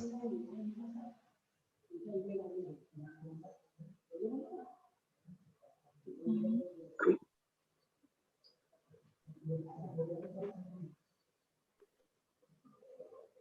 So is it visible now? Yeah, ma'am, now it is visible. Okay. So good afternoon, everyone. So my content of my paper is Roots of Globalization, Attributes of Neoliberalism Education, Comparative Studies of Academic Achievement, Neoliberalism Education and Life Learning, ICT Neoliberalism and Education, Neoliberalism Education and Amplified Rights. So my title of the chapter is Momentum of Neoliberalism in Pedagogy. So let's start with the introduction. Globalization appears as the latest outcome of modernity, which came out and evolved first in West. The chronicles of industrialization reveal the globe has been encountering the transnational process at least from 4 centuries. Reformation and Enlightenment radically metamorphosed European societies whose upshots in the economy break the ground for rise of the global market. Attributes of neoliberalism education. Neoliberalism is a set of process of confluence in institutional objectives and attributes of school system that target at marking them whole could be tagged as global education. Cosmopolitan organizations and institutions that distribute with encouragement and economic evolution have provided a crucial impetus of to the birth of global education at numerous levels. So, World Bank has influenced education policies. Comparative studies of academic achievement, Organization for Economic Cooperation and Development survey presents view that minimum half of the measures relate to the production and upshots of education, and one-third matter on equity matters such as gender disparity, special education needs, imbalance in literacy skills, and income. The education system process of confluence towards worldwide has opinions how schools fulfill their institutional purposes, bringing differences in form of organization administration, neoliberalism and life learning. The fact following speedy change in technological and scientific knowledge make learning a lasting process, a lifelong process. Life learning elements, learning to know, learning to be, learning to do, learning to reside. So neoliberalism, education, and anthropological rights. Education has demonstrated a fundamental part of anthropological rights. It must be free and mandatory with regards to basic rudimentary teaching. Education is also incentive behind economic growth and anthropology and cultural evolution. Education means that folk become conscious of their rights and obligations as citizens and able to engage actively in the construction and administration of life in their communities. So at last, not least conclusion, all in all, it could be argued that substantial communal and political variations in Europe after the 16th century upshot in the rise of capitalist economy, transition process we are experiencing today is running out the globe market structures created by industrial revolution. Thank you so much. Thank you so much, ma'am. Thank you so much, ma'am. Next, Thank I you. would like to call Pramina, ma'am. Yes, sir. Can you hear me? Yeah, ma'am, I can. Okay, fine. Good afternoon to everybody. And my topic is globalization and the challenges faced by the elderlies, especially in this globalized area. Now, the aged in India have conventionally enjoyed privileges within the framework of social economy, where the needs of the old remained a moral responsibility of not only the family, but also the kin most of the times. But however, with the present changing globalization, industrialization, etc., we find that the shift has been from a family oriented background and the caretaking of the elderly, it has been shifted to an old age care system. And the old age care system, which the most of the people generally say that we have paid money for the elderly and they are living a good life. And when I was doing research, we found out that many of the elderly, their children are being paying a monthly amount of say 15,000, 30,000, 40,000 for their aged to stay in this particular old age homes. Okay, but then the parameter over here for happiness is definitely not money. The parameter over here is that these elderly have spent a major chunk of their life for their own children, and now when their children are grown up, working very well, settled here in India as well as abroad prefer to send their parents to an old age care system where they feel that the loneliness of their parents will be moved away. And moreover, they feel that a monthly allowance of certain, a stipend sort of thing can help that particular parent. But then the challenges which they face over here in an old age care system can be multiples, right from that not acceptance from that particular other aged people. Each aged has a different healthcare issue. Each aged has a different psychological issue. Each aged has a different emotional issue. And moreover, each aged has, like you and I, a different privacy issue. Okay, so maybe I would just like to in the evening hours sit around in coach in my chair and just look at a particular TV channel. But then is that particular facility available in that particular old age care system? And then just because I am an person who has become old and I do not have major of my rights, is it rightful for my family members to accordingly put me in an old age care system where I have not been even asked for whether I would like to stay there? Okay, and other than this, the emerging socio-economic and public health consequences of population aging also needs a very serious look. Other than this old age care system, we are also talking about the challenges which the other elderlies face in terms of poverty, lack of appropriate or suitable social security measures, increase in the urban population. They do not get a proper suitable work for themselves, because of which many of the elderly who are all single are not able to maintain themselves. Further, again, the problems of the aged can differ on the grounds of religion, gender, okay, status. Like there are many the problems which an old woman or a single, divorced or a widowed person, which that person faces, the challenges would be very different from an aged man. Okay, so even in this particular aspect, people generally don't look into it.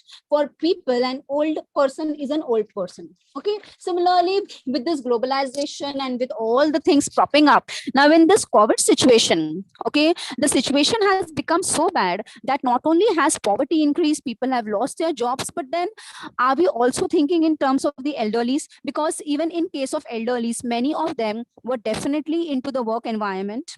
Okay, they were doing very small jobs of a security person or even at a high profile job. But then because of this COVID situation, many of the people have lost their jobs as well. And there is nobody to take care of them. And it's very unfortunate that in a country like India, where we are banking so much upon social security, family as in, the state does not put in too much of efforts. Okay, now because of this, the elderly abuse which is there, it is reflected. Of course, many of the cases are not reported, but then this is a social evil, and it affects not only the physical state being, but also it is affecting the mental health of that particular person. So to conclude, I will say that globalization has definitely brought in many charms and many good things for the economy as such. But then as the economy has grown, many of the elderlies, yeah, I can say most of the elderlies have been facing different types of abuses, in different types of physical abuse, mental abuse, psychological abuse, and different types. So a look at the elderly also, along with the globalization, along with the pandemic situation, by the state authorities, can definitely help these people also to live a dignified life. Thank you so much.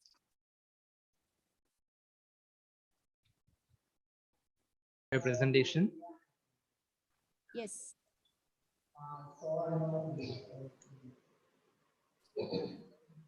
Hello.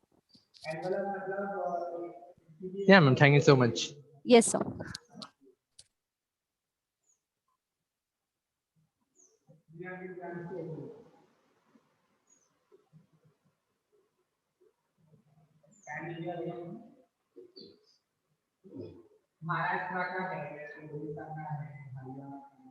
Next, Meera Kumari, ma'am.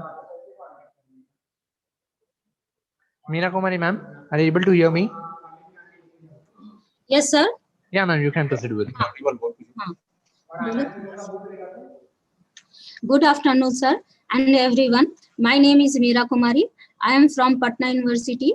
My topic is Bharat में महिला सशक्तिकरण का अभिप्राय ऐसे सामाजिक प्रक्रिया से है जिसके अंतर्गत महिलाओं में आत्मविश्वास, आत्मनिर्भरता तथा आत्मसम्मान में वृद्धि करने का प्रयास किया जाता है, जिसमें कि महिलाओं का बहुमुखी विकास हो सके तथा अपनी प्रतिभा का सदुपयोग करते हुए समाज तथा राष्ट्र निर्माण में अपना योगदान दे सके। भारत की आधी आबादी अर्थात महिलाएं समाज में असमानता तथा भेदभावपूर्ण जीवन जीने हेतु मजबूर हैं, अतः उन्हें बराबरी पर लाने हेतु सशक्त करने की आवश्यकता है। निस्संदेह सहजता से हर दिन भिन्न भिन्न भूमिकाएं जीती हुई महिलाएं किसी भी समाज का स्तंभ होती हैं। हमारे आसपास महिलाएं सहृदय बेटियां, संवेदनशील माताएं, सक्षम सहयोगी तथा अन्य कई भूमिकाओं को बड़ी कुशलता से निभा रही हैं, लेकिन आज भी उनकी भूमिका को नजरअंदाज तथा उपेक्षित किया जाता है, जिसके चलते महिलाओं को बड़े पैमाने पर असमानता का सामना करना पड़ता है। सदियों से यह उपेक्षा महिलाओं को पेशेवर, व्यक्तिगत तथा सम्मानित स्थान प्राप्त करने के मार्ग को अवरुद्ध करते रहे हैं। महिलाओं की ऐतिहासिक पृष्ठभूमि। यदि भारतीय समाज में महिलाओं की स्थिति को ठीक से समझना हो तो हमें प्रारंभिक इतिहास पर दृष्टिपात करने की आवश्यकता होगी, जिससे हम जान सके कि उनकी स्थिति निम्नतर क्यों हुई। सबसे पहले 1500 ईसा पूर्व वैदिक काल में देखते हैं कि इस समय पितृसत्तात्मक समाज था, परंतु स्त्रियों की दशा अच्छी थी, उन्हें पर्याप्त स्वतंत्रता थी, उन्हें शिक्षा का पूर्ण अधिकार था। इस काल में घोषा, लोपामुद्रा, विश्ववारा जैसी विदुषी महिलाएं वैदिक मंत्र की रचना में भी अपना योगदान दिया, परंतु राजनीति और संपत्ति में अधिकार हेतु उन्हें अयोग्य माना जाता था। उत्तर वैदिक काल में उनकी स्थिति गिरने लगी। मैत्राणी संहिता में उन्हें पासा और सुरा के साथ तीसरी प्रमुख बुराइयों में गिराया गया। मौर्य काल में भी ऐसी ही स्थिति रही। स्त्रियों को बाहर जाने की स्वतंत्रता नहीं थी, पति की इच्छा के विरुद्ध वे कार्य नहीं कर सकती थी। गुप्त काल में यद्यपि इन्हें शिक्षा संबंधी अधिकार थे, परंतु इस समय तक देवदासी प्रथा, सती प्रथा के साक्ष्य मिलने लगते हैं। विधवाओं की स्थिति उस समय शोचनीय थी, इन्हें राजनीतिक आर्थिक स्वतंत्रता नहीं थी। यही स्थिति पूरे मध्य काल में भी रही। उन्हें पुरुषों के और भी अधीन कर दिया गया, इनके ऊपर कई प्रतिबंध लगे थे। यद्यपि कुछ उच्च शासक वर्ग की महिलाएं शासन में पुरुषों के बराबर हिस्सेदारी की, जिसमें कश्मीर की रानी दीदा, सल्तनत काल की रजिया सुल्ताना, मुगल काल की नूरजहां, अहमदनगर की चांद बीबी, झांसी की रानी, लखनऊ की बेगम हजरत आदि प्रमुख है। 19वीं सदी में भारत में समाज सुधार आंदोलन शुरू हुआ तो अनेक समाज सुधारक जैसे राजा राम मोहन राय, ज्योतिबा फुले, उनकी पत्नी सावित्रीबाई फुले, कर्वे महोदय, रानडे, ईश्वर चंद्र विद्यासागर आदि ने नारी उत्थान पर बल दिया और सती प्रथा, बाल विवाह खत्म करने हेतु आंदोलन चलाया। विधवा हेतु 1956 में विधवा पुनर्विवाह अधिनियम लाया गया। एक पत्नी प्रथा पर बल दिया गया। इनकी शिक्षा हेतु अनेक स्कूल कॉलेज खोले गए। इनकी स्थिति में सुधार हुआ। ये अपने अधिकार के लिए जागृत होने लगी और महिलाओं ने घर की दहलीज पार कर देश की आजादी में अहम योगदान दिया। सरोजनी नायडू, विजय लक्ष्मी पंडित, इंदिरा गांधी, आसिफ अली, कैप्टन लक्ष्मी सहगल आदि महिलाओं ने देश का नेतृत्व भी प्रदान किया। इस प्रकार देखते हैं कि शुरू में महिलाओं को पर्याप्त स्वतंत्रता थी, परंतु समय के साथ साथ समाज में उनकी स्थिति गिरती चली गई। 19वीं सदी में समाज सेवी के अथक प्रयास, अंग्रेजी शासन की नीति द्वारा उनके सशक्तिकरण पे बल दिया जाने लगा। महिला सशक्तिकरण की आवश्यकता, चूंकि प्रारंभिक काल से हमारा समाज पुरुष प्रधान रहा है और महिलाओं के साथ समय बीतने के साथ साथ भेदभावपूर्ण व्यवहार होता रहा, इन्हें अपनी अधीन रहने के लिए मजबूर किया गया। इसके अतिरिक्त सती प्रथा, नगर वधु व्यवस्था, जौहर व्रत जैसी प्रथा, यौन हिंसा, डायन प्रथा, घरेलू हिंसा, पर्दा प्रथा, कन्या भ्रूण हत्या, दहेज प्रथा जैसी अनेक आपराधिक कार्य द्वारा इन्हें मानसिक और शारीरिक रूप से प्रताड़ित किया गया, जिससे इनके अंदर भय व्याप्त हो गया और इन्हें इस प्रकार के कार्य द्वारा घर के अंदर रहने के लिए मजबूर किया गया। भारत में महिलाओं को देवी के रूप में वैसे तो पूजा जाता है, पर वास्तविक रूप से उन्हें हे दृष्टि से देखा जाता है तथा इन्हें सिर्फ उपभोग की वस्तु समझा जाता है। इनके प्रगति के सारे मार्ग को रोककर सिर्फ पुरुषों के पराधीन रहने के लिए मजबूर किया जाता रहा। अधिकतर महिलाएं बाल्यकाल में पिता के संरक्षण में, विवाह के पश्चात पति के संरक्षण में और वृद्धावस्था में पुत्र के संरक्षण में जीवन व्यतीत कर देती हैं। इनकी अपनी कोई पहचान नहीं होती। इन सारे पहलू के आलोक में महिलाओं को सशक्त करने की आवश्यकता है ताकि राष्ट्र निर्माण में इनका भी बराबरी की भूमिका हो तथा स्वयं का भी ये अपना विकास कर सके। संविधान में महिलाओं के अधिकार, आजादी के उपरांत महिलाओं की उन्नति और सशक्त करने के लिए संविधान में अनेक प्रावधान किए गए, जैसे सर्वप्रथम हमारी उद्देशिका भारत के समस्त नागरिकों को सामाजिक, आर्थिक तथा राजनीतिक न्याय देने की बात कहती है। सभी को विचार अभिव्यक्ति, विश्वास, धर्म और उपासना की स्वतंत्रता देती है, प्रतिष्ठा, अवसर की समानता तथा व्यक्ति की गरिमा बनाए रखने की बात करती है, जो महिलाओं को भी अन्य नागरिकों को के बराबर स्थापित करती है। इसके अतिरिक्त कुछ प्रमुख अनुच्छेद जैसे भारत के संविधान के भाग 3 के मौलिक अधिकार के अनुच्छेद 14 से 18 में समानता के अधिकार के अंतर्गत देखते हैं कि देश के सभी नागरिक समान है तथा राज्य के सभी व्यक्तियों के लिए एक समान कानून बनाया गया है। अनुच्छेद 15 के 1 में धर्म, नस्ल, जाति, लिंग या जन्म स्थान के आधार पर भेदभाव का निषेध किया गया है। 15 के खंड 3 में राज्य को स्त्री तथा बालकों के लिए विशेष प्रबंध करने की शक्ति देता है। 19 से 22 में स्वतंत्रता के अधिकार में सभी नागरिकों को युक्त प्रतिबंध के साथ स्वतंत्रता का अधिकार दिया गया है। शोषण के विरुद्ध के अधिकार जो अनुच्छेद 23 और 24 में वर्णित है, इसमें अनुच्छेद 23 में मानव के दुर्व्यवहार, बेगार तथा सभी प्रकार के बलात् श्रम पर प्रतिषेध करता है। दुर्व्यवहार का उदाहरण है किसी मनुष्य का क्रय विक्रय या किसी मनुष्य की सेवाओं को प्रतिफल के लिए गिरवी रखना या किसी वेश्या की आय को जीवन यापन करना। जो लोग इस आदेश का उल्लंघन करेंगे उनसे दंडित करने के लिए संसद में अनैतिक व्यापार निवारण अधिनियम 1956 और बंधित श्रम पद्धति उत्साधन अधिनियम 1976 अधिनियमित किया गया है। अनुच्छेद 32 में संवैधानिक उपचार के अधिकार के अंतर्गत कोई व्यक्ति नागरिक के अधिकार को छीनने का प्रयास करे तो वह न्यायालय का शरण ले सकता है, जिसके अंतर्गत महिलाओं को भी न्यायालय का शरण लेने का अधिकार प्राप्त हुआ। भाग 4 में राज्य के नीति निर्देशक तत्व के अनेक अनुच्छेद महिलाओं की दृष्टि में रखे, महिलाओं की सुरक्षा की दृष्टि में रखे बनाए गए हैं। Sorry to interrupt you. Yes sir. Please stick with the time, ma'am. Okay sir. Please come to the conclusion part then. अच्छा ठीक है सर, ओके। राज्य के नीति निर्देशक तत्व मौलिक कर्तव्य में इसके प्रावधान किए गए हैं। इसी तरह संसदीय कानून, अनेक संसदीय कानून, सरकारी योजनाओं द्वारा इन्हें सुरक्षा दी गई है। वर्तमान में महिलाओं की स्थिति अभी भी शोचनीय है। हाँ, भारत में समावेशी विकास के लिए महिला सशक्तिकरण अत्यंत आवश्यक है। किसी भी समाज या देश की प्रगति महिला के सहयोग के बिना अधूरी है। जवाहरलाल नेहरू ने कहा था कि किसी भी देश की स्थिति उस देश की महिला को देखकर अंदाजा लगाया जा सकता है। डॉक्टर भीमराव अंबेडकर ने कहा, मैं किसी भी समाज की तरक्की उस समाज की महिलाओं की तरक्की में देखता हूँ। इन्होंने 1913 में न्यूयॉर्क के भाषण के दौरान कहा, माँ बच्चों को उचित मोड़ दे सकती है जिससे समाज में तीव्र वृद्धि होगी। इस आधार पर कह सकते हैं कि देश के विकास हेतु महिलाओं का सशक्त होना जरूरी है। जो उचित शिक्षा, पर्याप्त कानूनी संरक्षण और संवैधानिक उपबंधों को प्रभावी तरीके से लागू करके ही संभव है।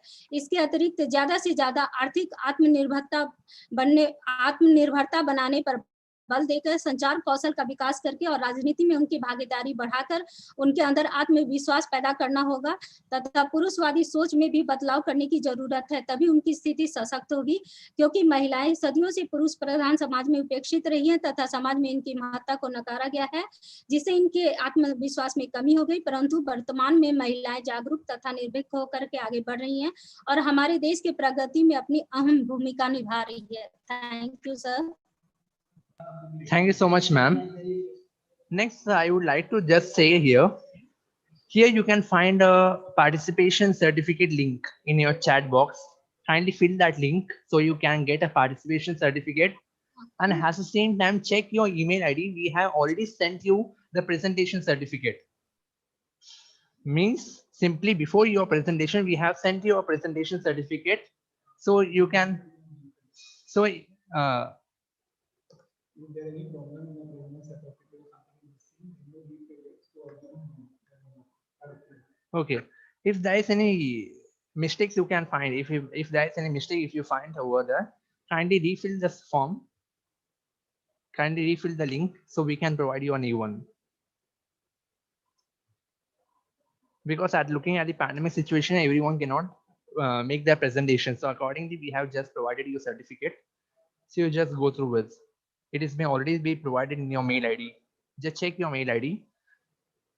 So it is not any mandatory, it is not compulsory to present or to make your presentation here, but we have provided a certificate. Next.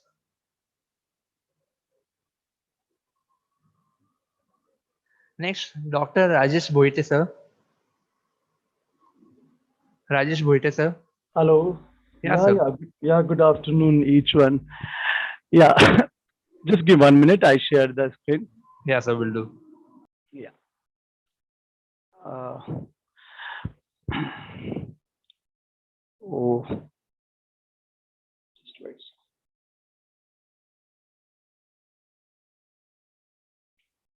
Should I share? Okay, I share through mobile because PC already had started it. Okay, I'm sorry for delay. 1 minute.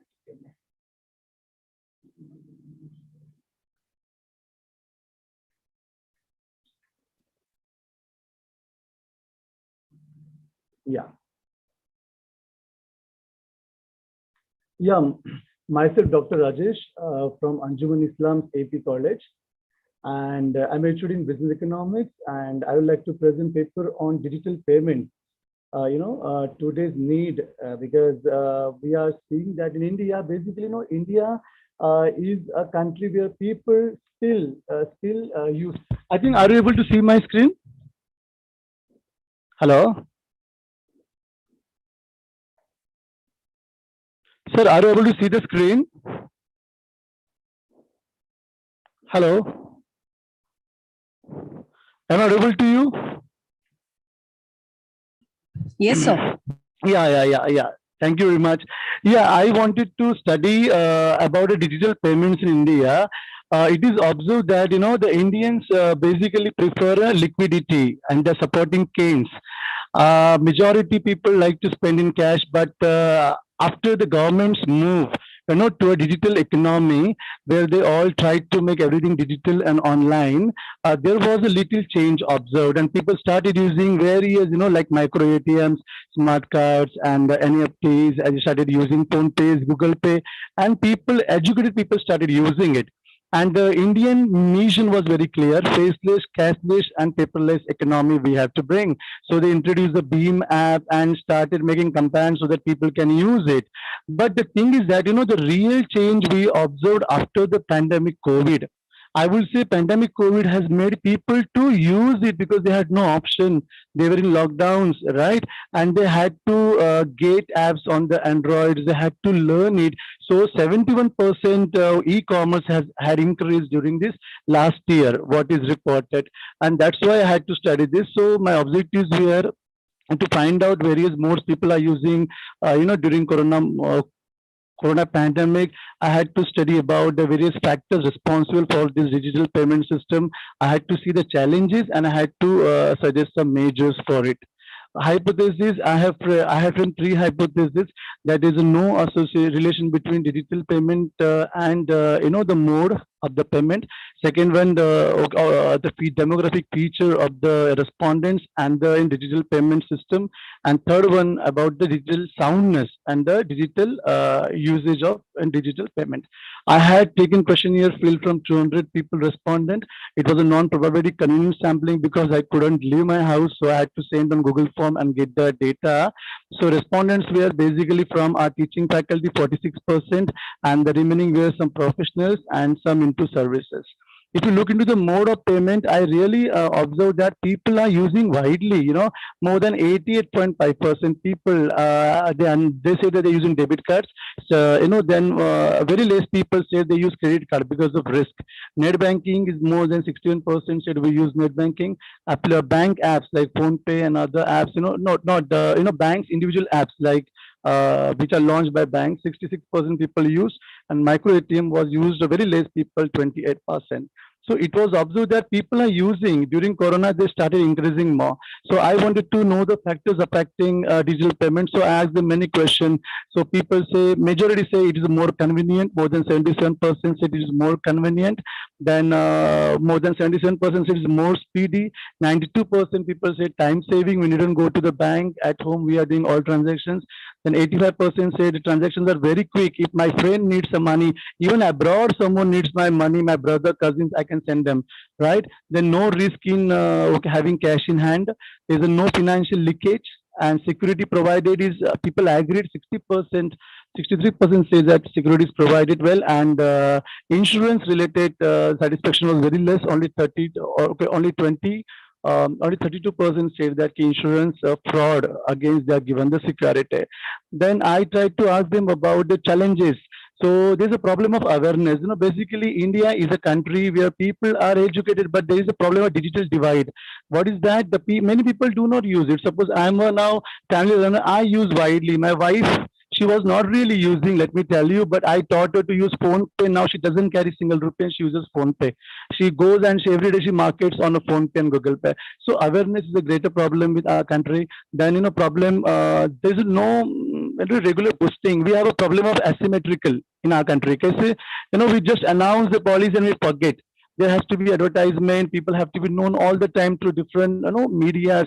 Then only they will be able to use it. The legal base again is a problem. Then competition is very vast. There are a number of different digital modes are available. So which to use and how to use, there's a big competition among them.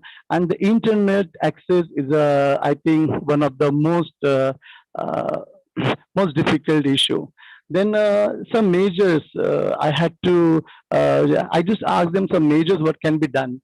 Due to short time, I'm just presenting in a quickly. Yeah, the time is that there has to be some these apps should provide them discounts. They should give them like less cost so that they will motivate to use it more. Digital literacy has to be used very much. Security system has to be okay, has to be made more good so people don't get scared, because I have seen my colleagues, they are not using app. They say ki there's a problem, money may get or anything, it may get hacked and there can be a problem. I use widely, but they scare difference in thinking, and we can say with context to the risk. Then offering discounts must be offered. Then Android system has to be there. Unfortunately, all Indians do not have Android. So those who have only, they can use it. Even some people want to use it, they cannot because they don't have the Android system. That is a problem we see. Then last, I will say that what is dream of cashless economy? The government of India is looking at cashless economy. It is impossible in India. 80% people say we can use we can use more online, but full cashless economy is never possible, because still I said you Indians like to have liquidity. Hypothesis testing, I tell all hypotheses have been accepted, because when people are educated, they more use the digital payment, right? Then when with compared to income, good income people are using more this apps. And we are clearly seeing that the relationship found between the digital soundness and payment system is strong, because government has made it now. Government using campaign to aware people that you should use more. In a conclusion, I just finished with conclusion is that there is a great scope for e-payments in India. Second is the digital divide has to be avoided. Women basically do not use it more as a family runner. India is still having male-dominated country. So except the working ladies, other ladies do not know about it. So this digital divide and injustice has to be minimized first. The gap has to be removed. Then complete cashless is very impossible. Scope is for great scope for digitization in future. And Corona is one of the major factor which has led the Indian economy to grow digitally. What I did found out. Sorry, I couldn't in discussing. Yeah, so these are the conclusions. Thank you very much, because to other the timings we cannot Yeah, justify yeah, yeah. every finding. I hope you understand. Rajesh sir, thank you so much. Yeah. I personally came to see you also. Yeah. Now you can see me. Yeah, yeah, yeah. Thank you, sir. Thank you so much. Thank you very much. Before Shrikant sir do the presentation, I would like to bring to your notice. We had logged in at 1:30, and due to constraint on internet connectivity in the northeast regions and the northern sides of India, uh, I think so. You had received the participation certificate as well as the presentation certificate. Yes, You I can, too got it. yeah, yeah, yeah.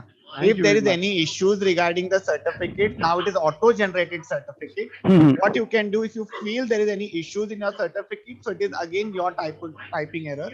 What you can Hmm. do, you can refill it and you'll get it again. Yeah, So I'll if see you right feel now. anything No. is not there, department nahi likha hai, university Yeah, nahi yeah. likha hai, don't worry. Refill it again and immediately you'll get it today itself, the new one. And Okay. secondly, if any time constraint people want to move, because we had already crossed more than 2-3 hours, so it's okay with we will give some assumption because COVID period is going on, so not an issue with this. And Shrikant sir, over to you. I request participants to just give a glimpse of the presentation because it's an online journey. Kindly cooperate with us so that we can wind up by 4 o'clock. Thank you, Shrikant Jitendra sir, you are sir. ready? Yeah, Ready, thank sir, you very ready, sir. much. Yeah. Sir, I would like today paper presentation title Performance of Cooperative Sector Banks through Kisan Credit Card Agriculture Development in India. First of all, I go to the direct go to the not cover the introduction, in cover the objective of study. So there are two objectives there. One is to understand the Kisan Credit Card Cooperative Bank financial support to provide the farmers in country, and second one to examine the understanding crop loan under the cooperative banks states in India. This methodology, all information are based on only purely secondary data. The NABARD data bank, Government of India, and books, journals, tables, and descriptive methods.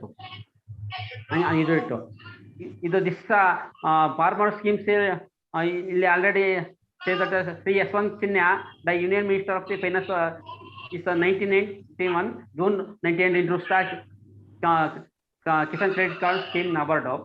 And according to the recommendation of the R.V. Gupta Committee, the NABARD formulates the model case scheme in the major banks of the country. And Indian agricultural and allied sector broadly covers up for on the crop, livestock, forestry, and fishery. And the crop loan generally distributions the bank through the mode of the Kisan Credit Card.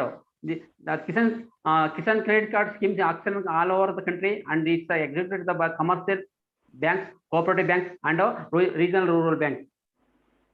This already says that you are already the value of that there are government banking regulation, banking law, cooperative society 1965, cooperative trade society commonly known the fact primary agricultural cooperative may be started with the 10 or more person normally belongs to the village.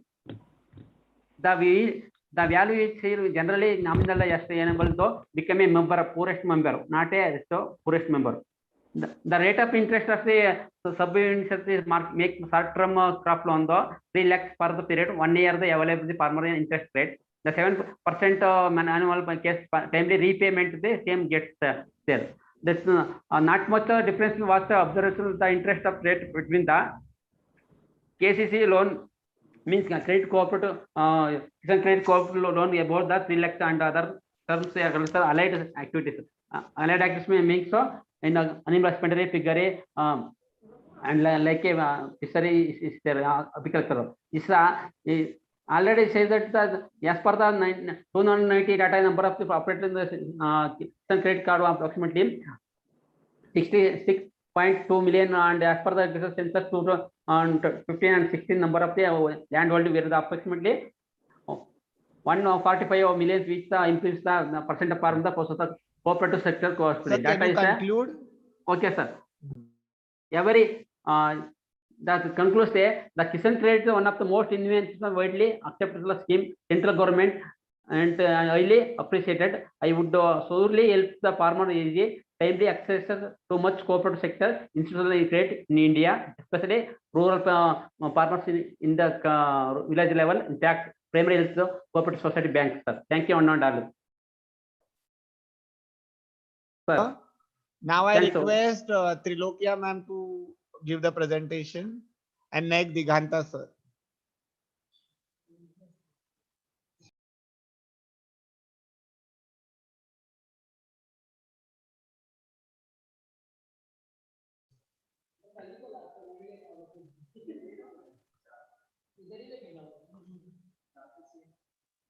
Anybody wish to present, or we can wind up the session? Unmute, madam. Sir, I will present, sir, myself. Yeah. I am Sridevi, sir. Yeah, see. Okay, thank you, sir. Ma'am, can you switch on your video? Yeah, sir. You are the foremost researcher of our college team now. Okay, sir. Yeah, ma'am, welcome. Welcome, sir. Thank you, sir. Sir, today I am going to present my Ma'am, please restrain to timings, because. Okay, sir. Okay. Success stories regarding Rani Abbaka. She was from Tulunadu, belonging to Chautala dynasty. It was the subordinate kingdom of Vijayanagara Empire. And here, Rani Abbaka, she was the only brought up by Tirumala Raya, and he was impressed with her childhood. And usually Abbakka, she was her full name known as Abhaya Devi, and she was very bold in the childhood, and she learned archery as well as sword fighting, and she was a undaunted lady, and she wanted to become a great she was participated in politics with the help of her uncle, and she was married Lakshmanappa, who was the neighboring subordinate of the Mangalore. And I am telling the story about the success story of Abbakka. Her full name known as Abhaya Devi, and she was very much interested that equivalent qualities of her husband, but her husband was not right person to her, though she was fought with. Not, we are knowing number of success stories regarding colonization of British, but now I am telling about Portuguese. So this conference is regarding about globalization in new normal, this one. So it is also relating to the this globalization only. In those times, Portuguese, they came to India, who were the first to India, and they were had trade links with Europe, as well as in the Arabian Seas, as well as in the Africa and in India. So this Rani Abbakka, she was forced to pay tribute to Portuguese because she ruled coastal area which was related to Arabian Sea as well as our Karnataka's Western Ghat. And she was not willing to pay any tribute to the Portuguese. Then her husband was tempted by Portuguese to become the king of Bharatadesham. And she was not accepted, and she faced a lot of challenges with the Lakshmanappa, and she was break the relationship with him, and she brought her 2 children.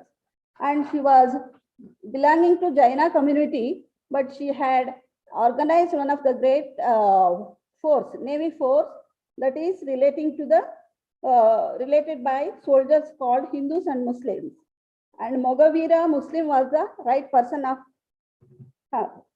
And she was first time in the history of India, she was defeated Portuguese, and she was killed. The one of the general called he was killed by, that is General Peixoto, and with 200 Portuguese were killed. This was referred in the travelers of Portuguese as well as archive stories. And even today in Karnataka, that too in Mangalore coastal area, she was even today she was remembered through the folk songs and many yakshaganas, as well as she was also she was recognized through the government very meagerly, because nowadays the people of Mangalore and as well as Karnataka, they demanded a lot of pressure for the success of this unknown lady to the history. And she was in the name of her, our Indian Navy was started, Abbakka Navy Force, as well as in Karnataka, that to Bangalore as well as in Bangalore, they installed the statues. And there was one of the Adhyayana Kendra, Abbakka Utsava Adhyayana Kendra was started in 1997, and they were demanding that airport should be in the name of herself in Mangalore. As well as nowadays, the harassment of ladies was also started in everywhere. This was started in our Karnataka in the police troop with the name of Abbakka. So this is the success story of the woman who struggled for the protection of her motherland from the foreigners. Thank you, sir. Thank you. Thank you so much, ma'am. Thank you, sir. Last Thank you, presentation, everyone. Tejaswini Prajapati. Yes, sir. Am I audible? Yeah, this will be the last presentation. So just give me a moment. Yeah. Okay. I hope the screen is visible, sir. Okay, my topic is a study on digital marketing and consumers' perception towards it. So basically, when we talk about digital marketing, it is a broader term which includes online marketing, web marketing, internet marketing, which is very cost-effective and economical method. It has been used in this pandemic period. People are more have bent, or people have more supported this method. Then moving ahead, these were my objectives, like what are the channels in digital marketing, to understand the difference between traditional and digital marketing, to analyze responses from the consumers. Methodology, I used primary as well as secondary data. Primary data was collected via questionnaire through a Google form, and my respondents sample size was 100. Secondary data was collected via journals, web links, articles, etc. Then these are all the types of channels or tools of digital marketing: social media, affiliate marketing, mobile channels of digital marketing. My findings, I found that maximum respondents are female, and the maximum age group were 25 to 35 years of age, and probably most were graduates and were involved in service. Then awareness, regarding awareness, 95% of respondents were aware with digital marketing, only 5% were not aware. Then are people fascinated or influenced by digital marketing? So yes, most of the respondents are fascinated by digital marketing, that is 70%.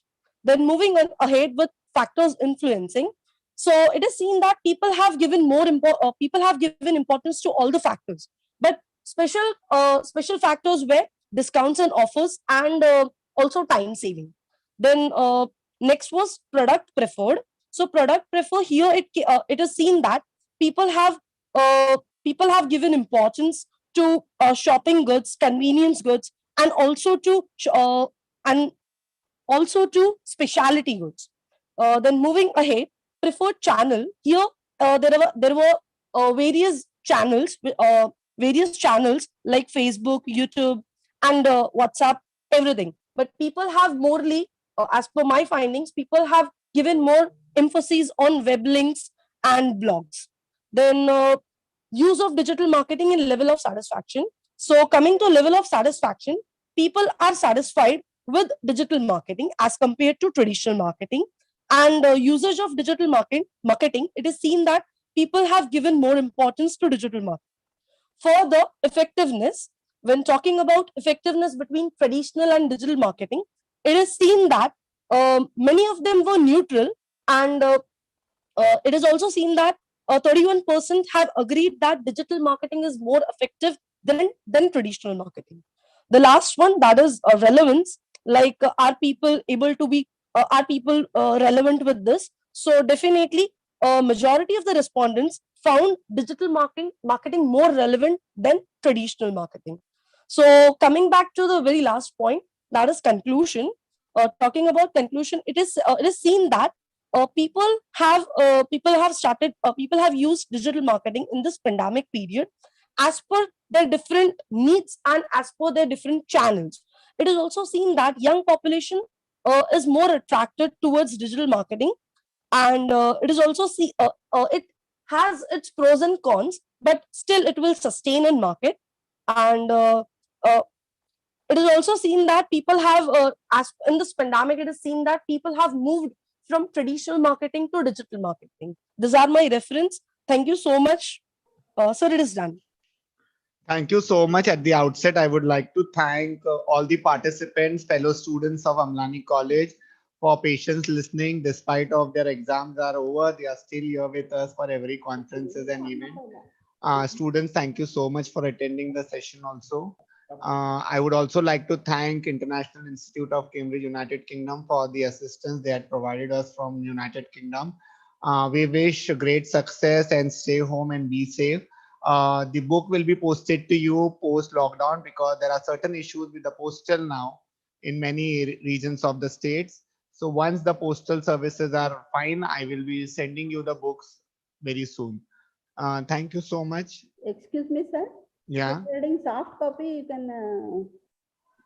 Hello. Soft copy of the book I will mail you tomorrow morning.